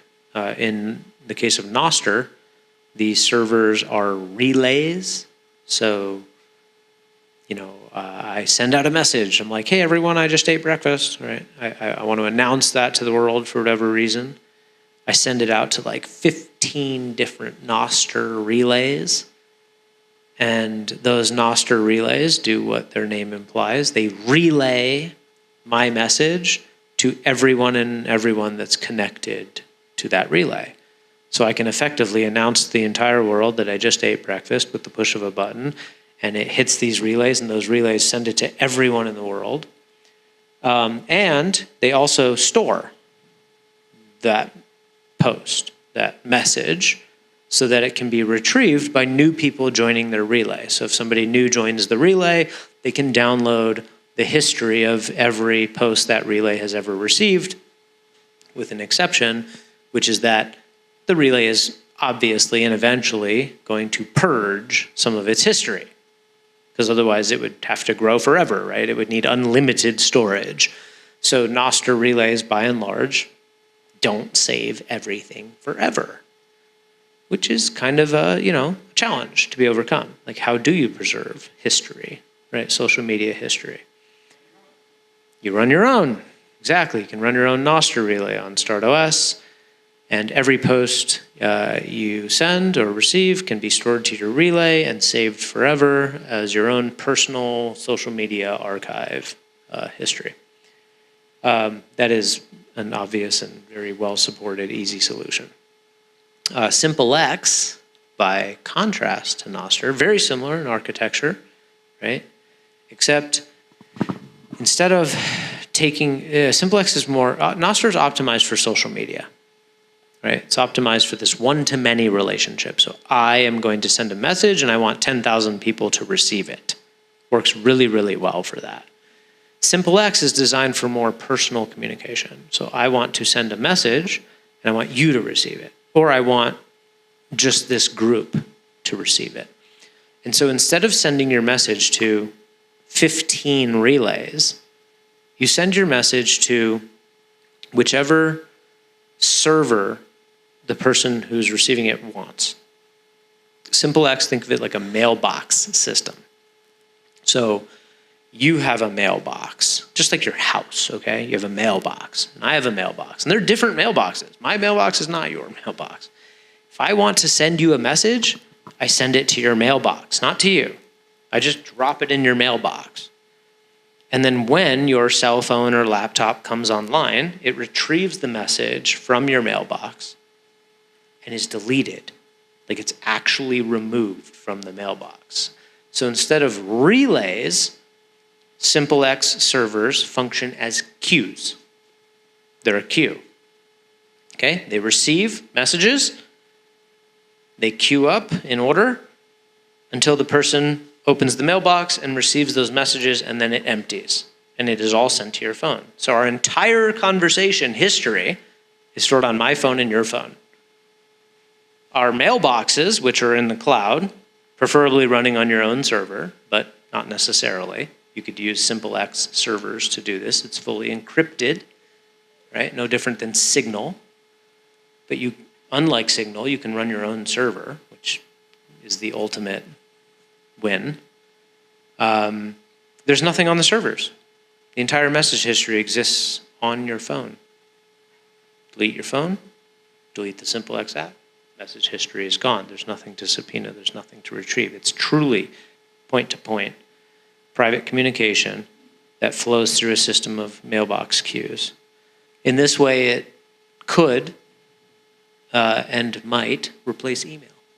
It's the only viable option to replace SMTP in email that I've seen in my lifetime. And it should happen, right? Email is a disaster. It's a centralized, corrupted cesspool. And SimpleX has a chance of overcoming it. So anyways, a wonderful messaging protocol available on StartOS, well supported on iOS and Android and desktop.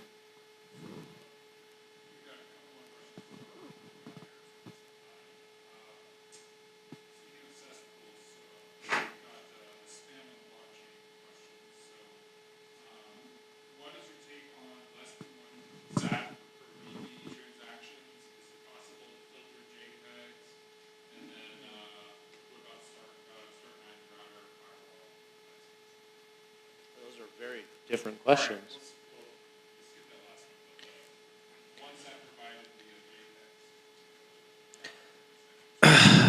I'm not well versed enough or qualified to comment on the less than one SAP provide.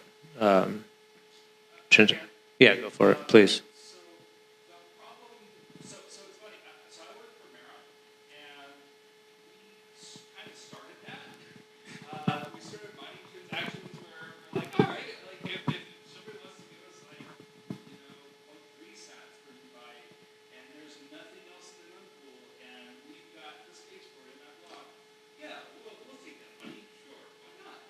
But then once we started doing it, everybody started doing it. And when everybody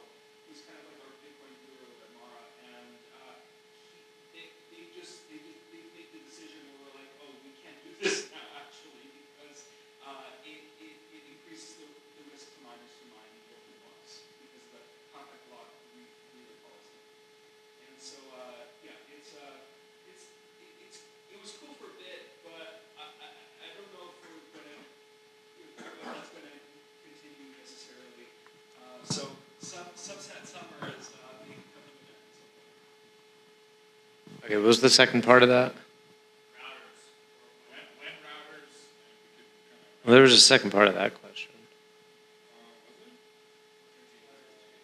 Oh, yeah. Do you think we can actually filter? Okay, yeah, I'm not going to dwell on this, but I will give my high level kind of analogy opinion, okay? Just to leave you with it. The way that, okay, so if every node on the network, again, economic or non-economic doesn't matter as much here. This is just a sheer numbers game. If a large majority, 80% plus, roughly, are enforcing the same transaction relay policies, they will be effective. Okay, so if 90% of the nodes on the network are saying no transaction with an op return output larger than X amount of bytes shall propagate, then it won't, right? Sure, there's like this lottery chance that it will make it to a miner, but in all likelihood, it would not. This is if all the nodes on the network are in agreement and running the same policy filter. So in the case that everyone agrees on what a filter should be, the filters work in the sense that transactions that violate those policies will not propagate successfully through the peer-to-peer network and land at a miner. This doesn't prevent somebody from submitting a transaction directly to a miner, for example, but it does prohibit them from using the peer-to-peer network, right? The peer-to-peer network, by design, by the original design, and over the last 10 years, has been to optimize the peer-to-peer network for things that are called standard transactions, not consensus transactions, mind you, right? There's two different tiers here of transactions. There's consensus transactions that abide by the consensus rules. There's no leeway there, right? If you violate the consensus rules, you're never making it into a block period. And then there's standard transactions. This falls under the category of, this is what we whoever's developing that implementation think Bitcoin should be used for. This is the standard use case of Bitcoin. Sure, Bitcoin can be used for other things, and those things are fine. But this is the most common, most standard use case of Bitcoin, and we would like to reserve the peer-to-peer network for that use case so that it doesn't get crowded out by this other use case, which is not very common, but because the people who are doing it have a lot of money, it could kind of like shove everyone out. Right? It's trying to keep Bitcoin, quote, for the plebs, for the standard transactions. And so long as all the nodes agree on what is standard and what is non-standard, this works. But if all the nodes don't agree, then it doesn't work, okay? Like non-standard transactions will just flood through the network like any other transaction and make it to a miner. And so people who are running the policies or filters to try to block those transactions are just shouting against the wind. It's not going to work. It's sort of a super majority or nothing kind of a game. So, even today, there are standardness rules in Bitcoin Core that are shared by Bitcoin knots, for example. So things like min-sat relay fees, right, are standardness rules. They're under the category of policy. And it's like the Bitcoin Core developers and the Bitcoin knots developers all agree, and everyone in the world is running Bitcoin Core and Bitcoin knots, and so boom, it works. But when you have things where people start to disagree on what is standard, right? So Core, for instance, is coming out and saying, well, we think that these transactions that utilize, witness data or op return or even like stenography in the fake of fake public keys to embed arbitrary data into the transactions, we believe those are standard. That's effectively what they're saying. They're saying that these are normal, standard, common, acceptable use cases of the Bitcoin peer-to-peer network. And so, have at it. And there are other people in the world who disagree with that. They're like, wait, those are uses of the Bitcoin network, right? They are consensus conforming transactions, but they're not standard. The vast majority of people can and should use Bitcoin to move money. Right? They should use it as money, decentralized, open source, sound money. And that these other things are kind of like this novelty use case. And so sure, they can remain, but they shouldn't be considered standard. They shouldn't have this sort of first-class citizenship on the peer-to-peer network. They should have to incur a degree of, I don't know, social stigma and added cost to get their transactions into a block. Like, let's make it a little bit harder, right, in some way. And a big argument against this, now I'm going to get to the point here, I'm going to actually answer the question. A big argument against this is that the marginal added cost and or social stigma is basically a nothing burger. It's basically like it's a small added cost, there's economic demand, they're gonna do it. Nobody cares about what you think from a cultural perspective. And the way that I think about this, and this is where the debate really kind of hits home and where it was happening for a long time, is I think about this more of like, no shirt, no shoes, no service. Right, you ever like go into a restaurant and there's like a sign that's like, you gotta wear a shirt, okay? Like just think about like normal society rules. Not laws, mind you. I'm not talking about laws here. I'm just talking about like cultural norms, all right? So you like go out in the street and it's pretty expected that you're wearing pants.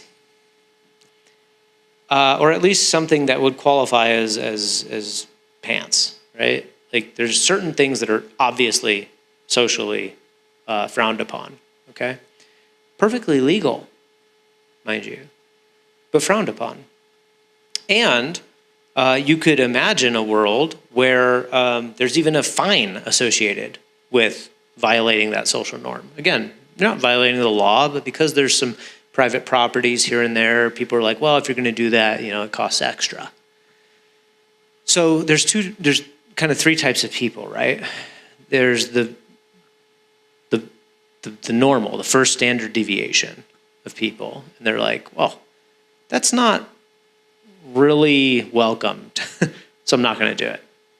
It's not against the law. Nobody's gonna fight me if I do it. There's no real repercussion other than the fact that like I go into somebody's house and I see where they keep the dishes, so like I kind of put the dishes there as opposed to putting them somewhere else. It's just like a common cultural courtesy almost of like, oh, it is openly stated that this is the way we're supposed to do it, so I'll do it. It's like the first standard deviation of people in the whole world. They'll do what is the culturally and socially acceptable way to do something. There's the next, which is like, no, I'm gonna be a rebel. I'm gonna do me. I'm not wearing a shirt in this restaurant, I can get away with it and it's fine. And so we kind of call them douchebags, right? Like, or something along the line, or rebels, depending on what they're violating, right? They're either great people or kind of shitty people, but they're violating some kind of a norm and that requires them to be a bit abnormal, right? They're kind of outside that first standard deviation. Like they're gonna do things a little bit differently, but you've dramatically lowered the number of people that are gonna do the thing simply by putting up a sign. It's like, we don't want, yellow t-shirts in this park. Most people won't wear yellow t-shirts, even though it makes no fucking sense. They won't wear it because there's a sign that says not to, right? It's how humans work, socially.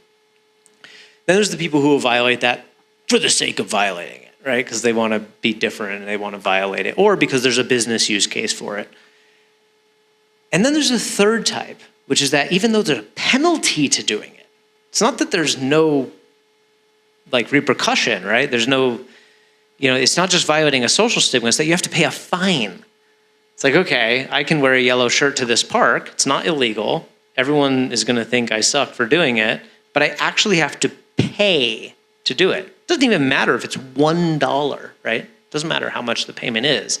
It's the very fact that you now have to almost like embarrassingly pull out your wallet and pay a fee to be a douche. It's like you're taking it one step further. You're now in the third standard deviation of people. And by that point, you're so marginal, you're so rare that you have not hindered the park experience for everyone else. Right? This is the basic theory behind the like why filters work argument. Okay, there's some technical hurdles here as well. Like, again, the analogy doesn't hold one-to-one, but the point is that if there's a cultural acceptance and stated rule that this is what is allowed in this network, in this space, most people will just do it. Two, if you say, well, if you violate it, not only are you going to be a little disliked, but you're also going to have to pay for it, it lowers it even more. And so if you want a certain space to be used for a certain purpose, these types of tactics work. They work socially, right? Like a lot of the arguments that come from I'll call it purely engineering portion of the Bitcoin world, I think fail to realize to a degree how human the Bitcoin network is, right? This is not computers talking to computers. This is not mathematics. There's a lot of that happening. But at the end of the day, it's humans transacting with humans. This is humans using a tool. And so human psychology is actually part of the design of the system. And when you exclude human psychology and culture from the design of the system, you are, in my opinion, to a degree, failing to adequately understand and cater to what Bitcoin really is. So personally, I think relay policy, transaction relay policy is important for defining standardness and non-standardness. And I think it's effective in catering to standardness because of these psychological traits of humans. It's up for debate. It has been debated. And I think there's a decent amount of evidence to demonstrate, particularly the last 10 years, that pretty much every transaction relay policy adopted by Core has been almost universally adhered to, right? So if you look back at the history of the last 10 years, how many transactions made it into blockchains that had an op return output greater than the standardness size, it's negligible. The fact that it can be done is irrelevant. The point is the instance rate. How often is it done? And the point is that it's done negligibly often, almost never, because of the sign that isn't a law and the fee that isn't meaningful. Right? The sign that cannot be enforced and the fee that is negligible actually prevented 99% of the occurrences. I know that breaks people's brains, but it's like a meaningless sign and a negligible fee work really well. Or not, right? Like if there's enough economic demand for the other thing, maybe it doesn't work at all. But again, like history would show otherwise. Okay, that was very long. Give it up for Matt.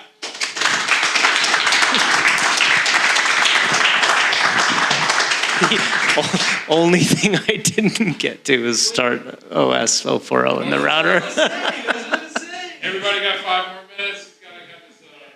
He can't leave without that. Yeah. When 040, Okay, I'm going to share with you something that I shared with George, who left. George left. Yeah. Shared with him earlier. 2 years ago, we set out to improve. I was going to say the word fix, but to redesign StartOS to accommodate its shortcomings, right? So we came out with StartOS 010 in 2020, early 2020. 020 was in late 2020, pretty quick turnaround. 030 was in, 020 was in 2021. 030 was in 2023. And we've been working on 040 for over 2 years now. Each of these major version bumps did not build upon the previous one from a code and technology standpoint. They were absolute rewrites. The only sense in which they built upon the previous ones was the fact that the humans who built the previous one learned from our mistakes and tried to do it better in the next one. That's the only continuity in terms of the code and technology. Why did we do it this way? Because we were trying to do something nobody's ever done. server operating systems are, not a thing. I mean, they're kind of a shitty thing, right? Like Linux is the server operating system, and it's all command line based, and that works great if you have the skill set and time to do it. But a mass market server operating system just didn't exist. And for us, it was the missing component of an entire sovereign computing paradigm that would resolve mankind's information age computing needs. So we set out to build it, and it's super hard, and nobody's tried it before, and we just made mistakes, massive mistakes. And it's like the first one worked. People liked it, and we were selling units. We got some attention, and we were like, that's crap. So we wrote number 2, and it was better. And eventually we realized that we got it wrong. We wrote number 3, which was the big breakthrough, because we kind of reimagined the entire container runtime. And it's been working pretty well, right? Like StartOS works. Anyone in here been running a server for the last 2 years? It works. It's reliable. It gets the job done. There's definitely some UX shortcomings, and particularly around networking, which is the hardest part of sysadmin and IT stuff anyway, is networking is always the challenge. So 2 years ago, we imagined how we could build it in such a way that would get it right. We at this point had 4 years experience of building this thing. We knew what the shortcomings were, and we had some pretty novel ideas on how to solve shit that's never been tried before. And so we set out to do it, and naively thought that we could, we set out a goal and timeline for ourselves, and we were like, oh yeah, it's going to take us a year. It's a big project. It'll take us a year. Well, that year came and went really fast, and we weren't even close. So this right now marks the end of our 2nd year towards this major rewrite. We're not adding features. This is not some building on 030. We rewrote it from scratch. Nothing survived. Maybe a couple helper functions from an abstract library, right? But nothing survived. We just gutted StartOS. We rewrote it from scratch. Not because we're perfectionists, which we kind of are, but that's not why. Is we wrote it from scratch because we realized that our abstractions were wrong. We realized that we just missed the architecture, right? Because we need this thing to scale. Not to scale to number of users. It's a different kind of scaling. We don't need to scale to number of users at all. Number of users is always 1. Or your family, right? It's negligible number of people. We need to scale to use cases.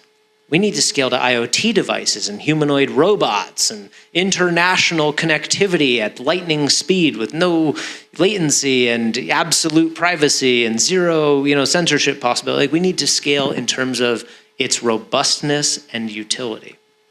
And that we had our abstractions wrong, and that we weren't going to be able to scale into the use cases that we wanted without imposing unnecessary kind of obstacles for the user experience. The user experience has to be pristine, otherwise it won't get adopted.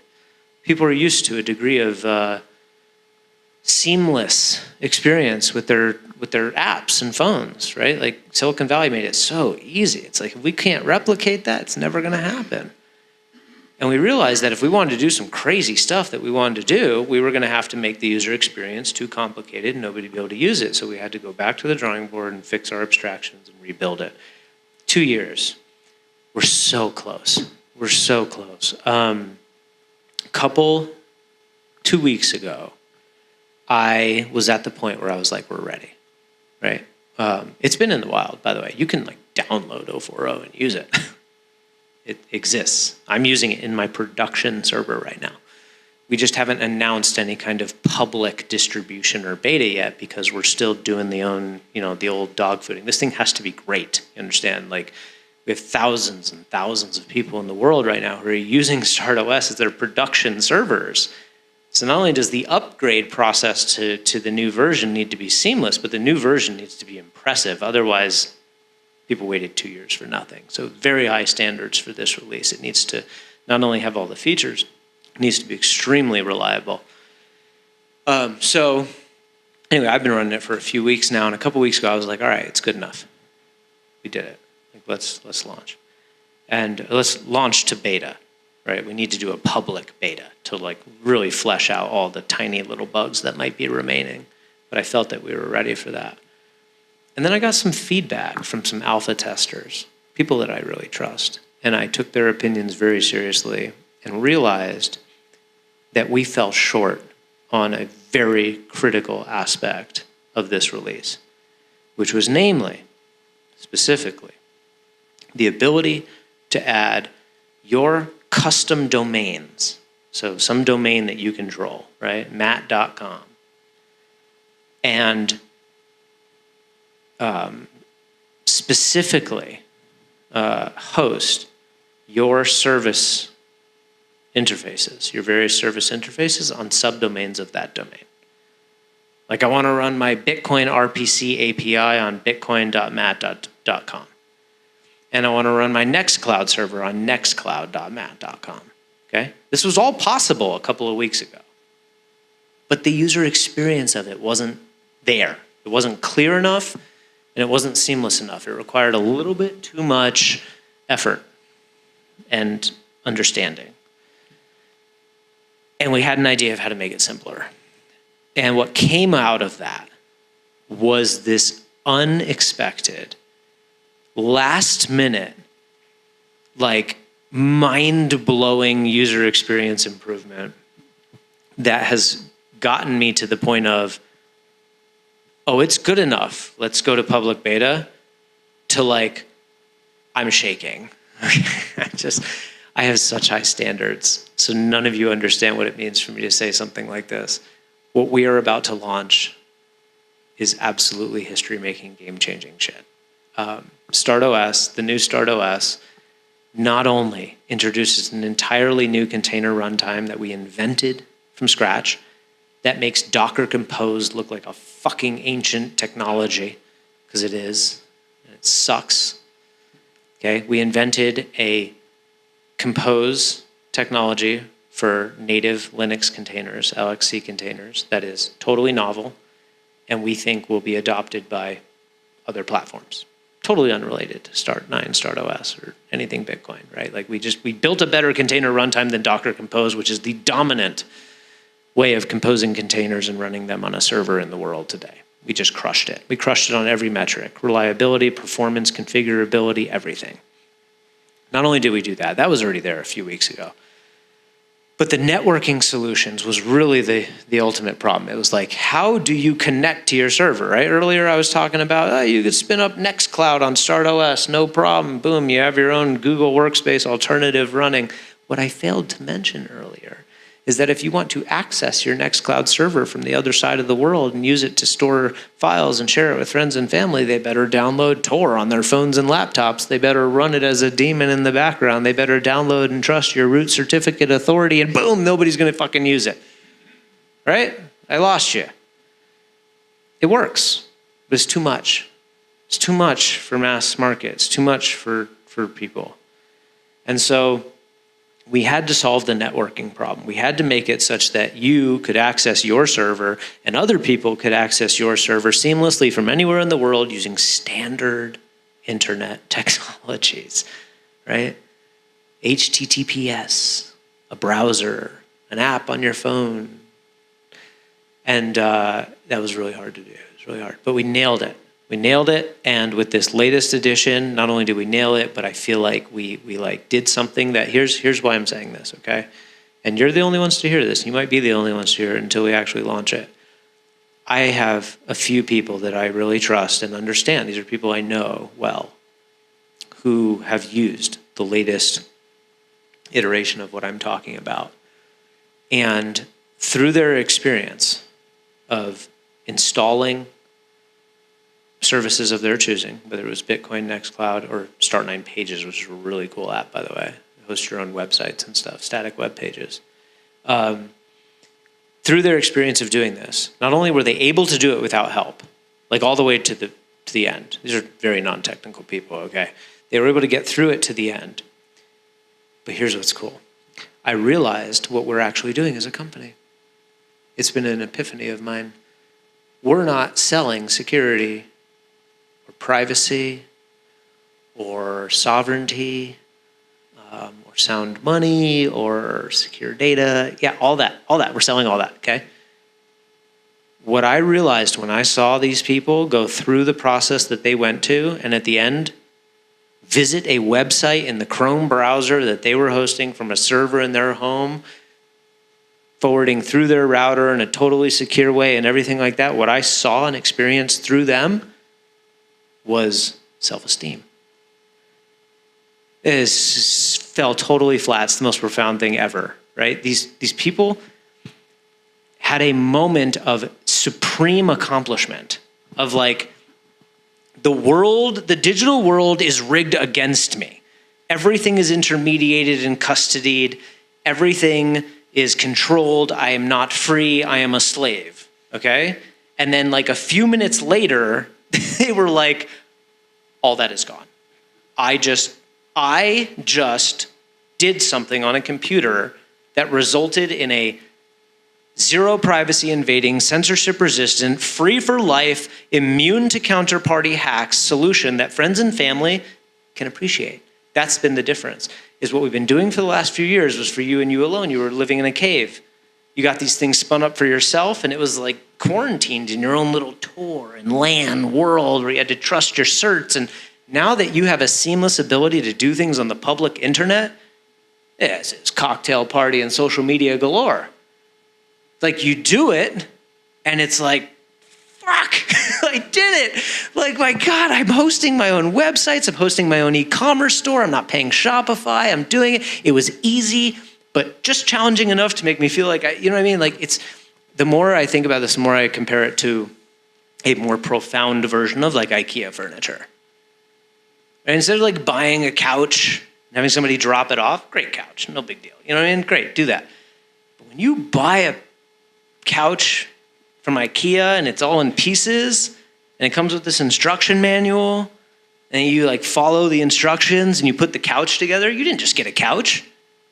You got pride, right? You bought pride from IKEA, right? And so I think that's so powerful and so necessary because I want sovereign technology to proliferate. I don't just want my business to succeed. I want people to use this technology because it makes a better life for them and a better life for the world and a better life for my children.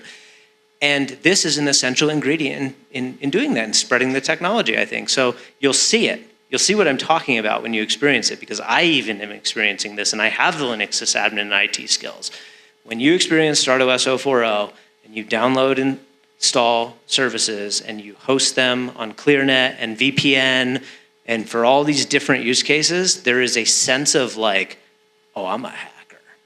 There's a sense of like, I am a badass technical hacker. I'm out of the fucking government. And it's so powerful and so visceral. And when I saw that and the people who were doing it, I was like, oh, we got something here. This is powerful. So you'll see, it's coming. I'm so excited. Never been so excited for Start9. Yeah, we've been crushing it the last few months because of all the node wars and people noding up. And so as a company, we're doing really well, and all that is being pumped right back into the development of open source software to do exactly what I just described. So it's good times for us, and hopefully we can keep it going. And as long as we have the support of the people that appreciate us, I think we will. Thanks.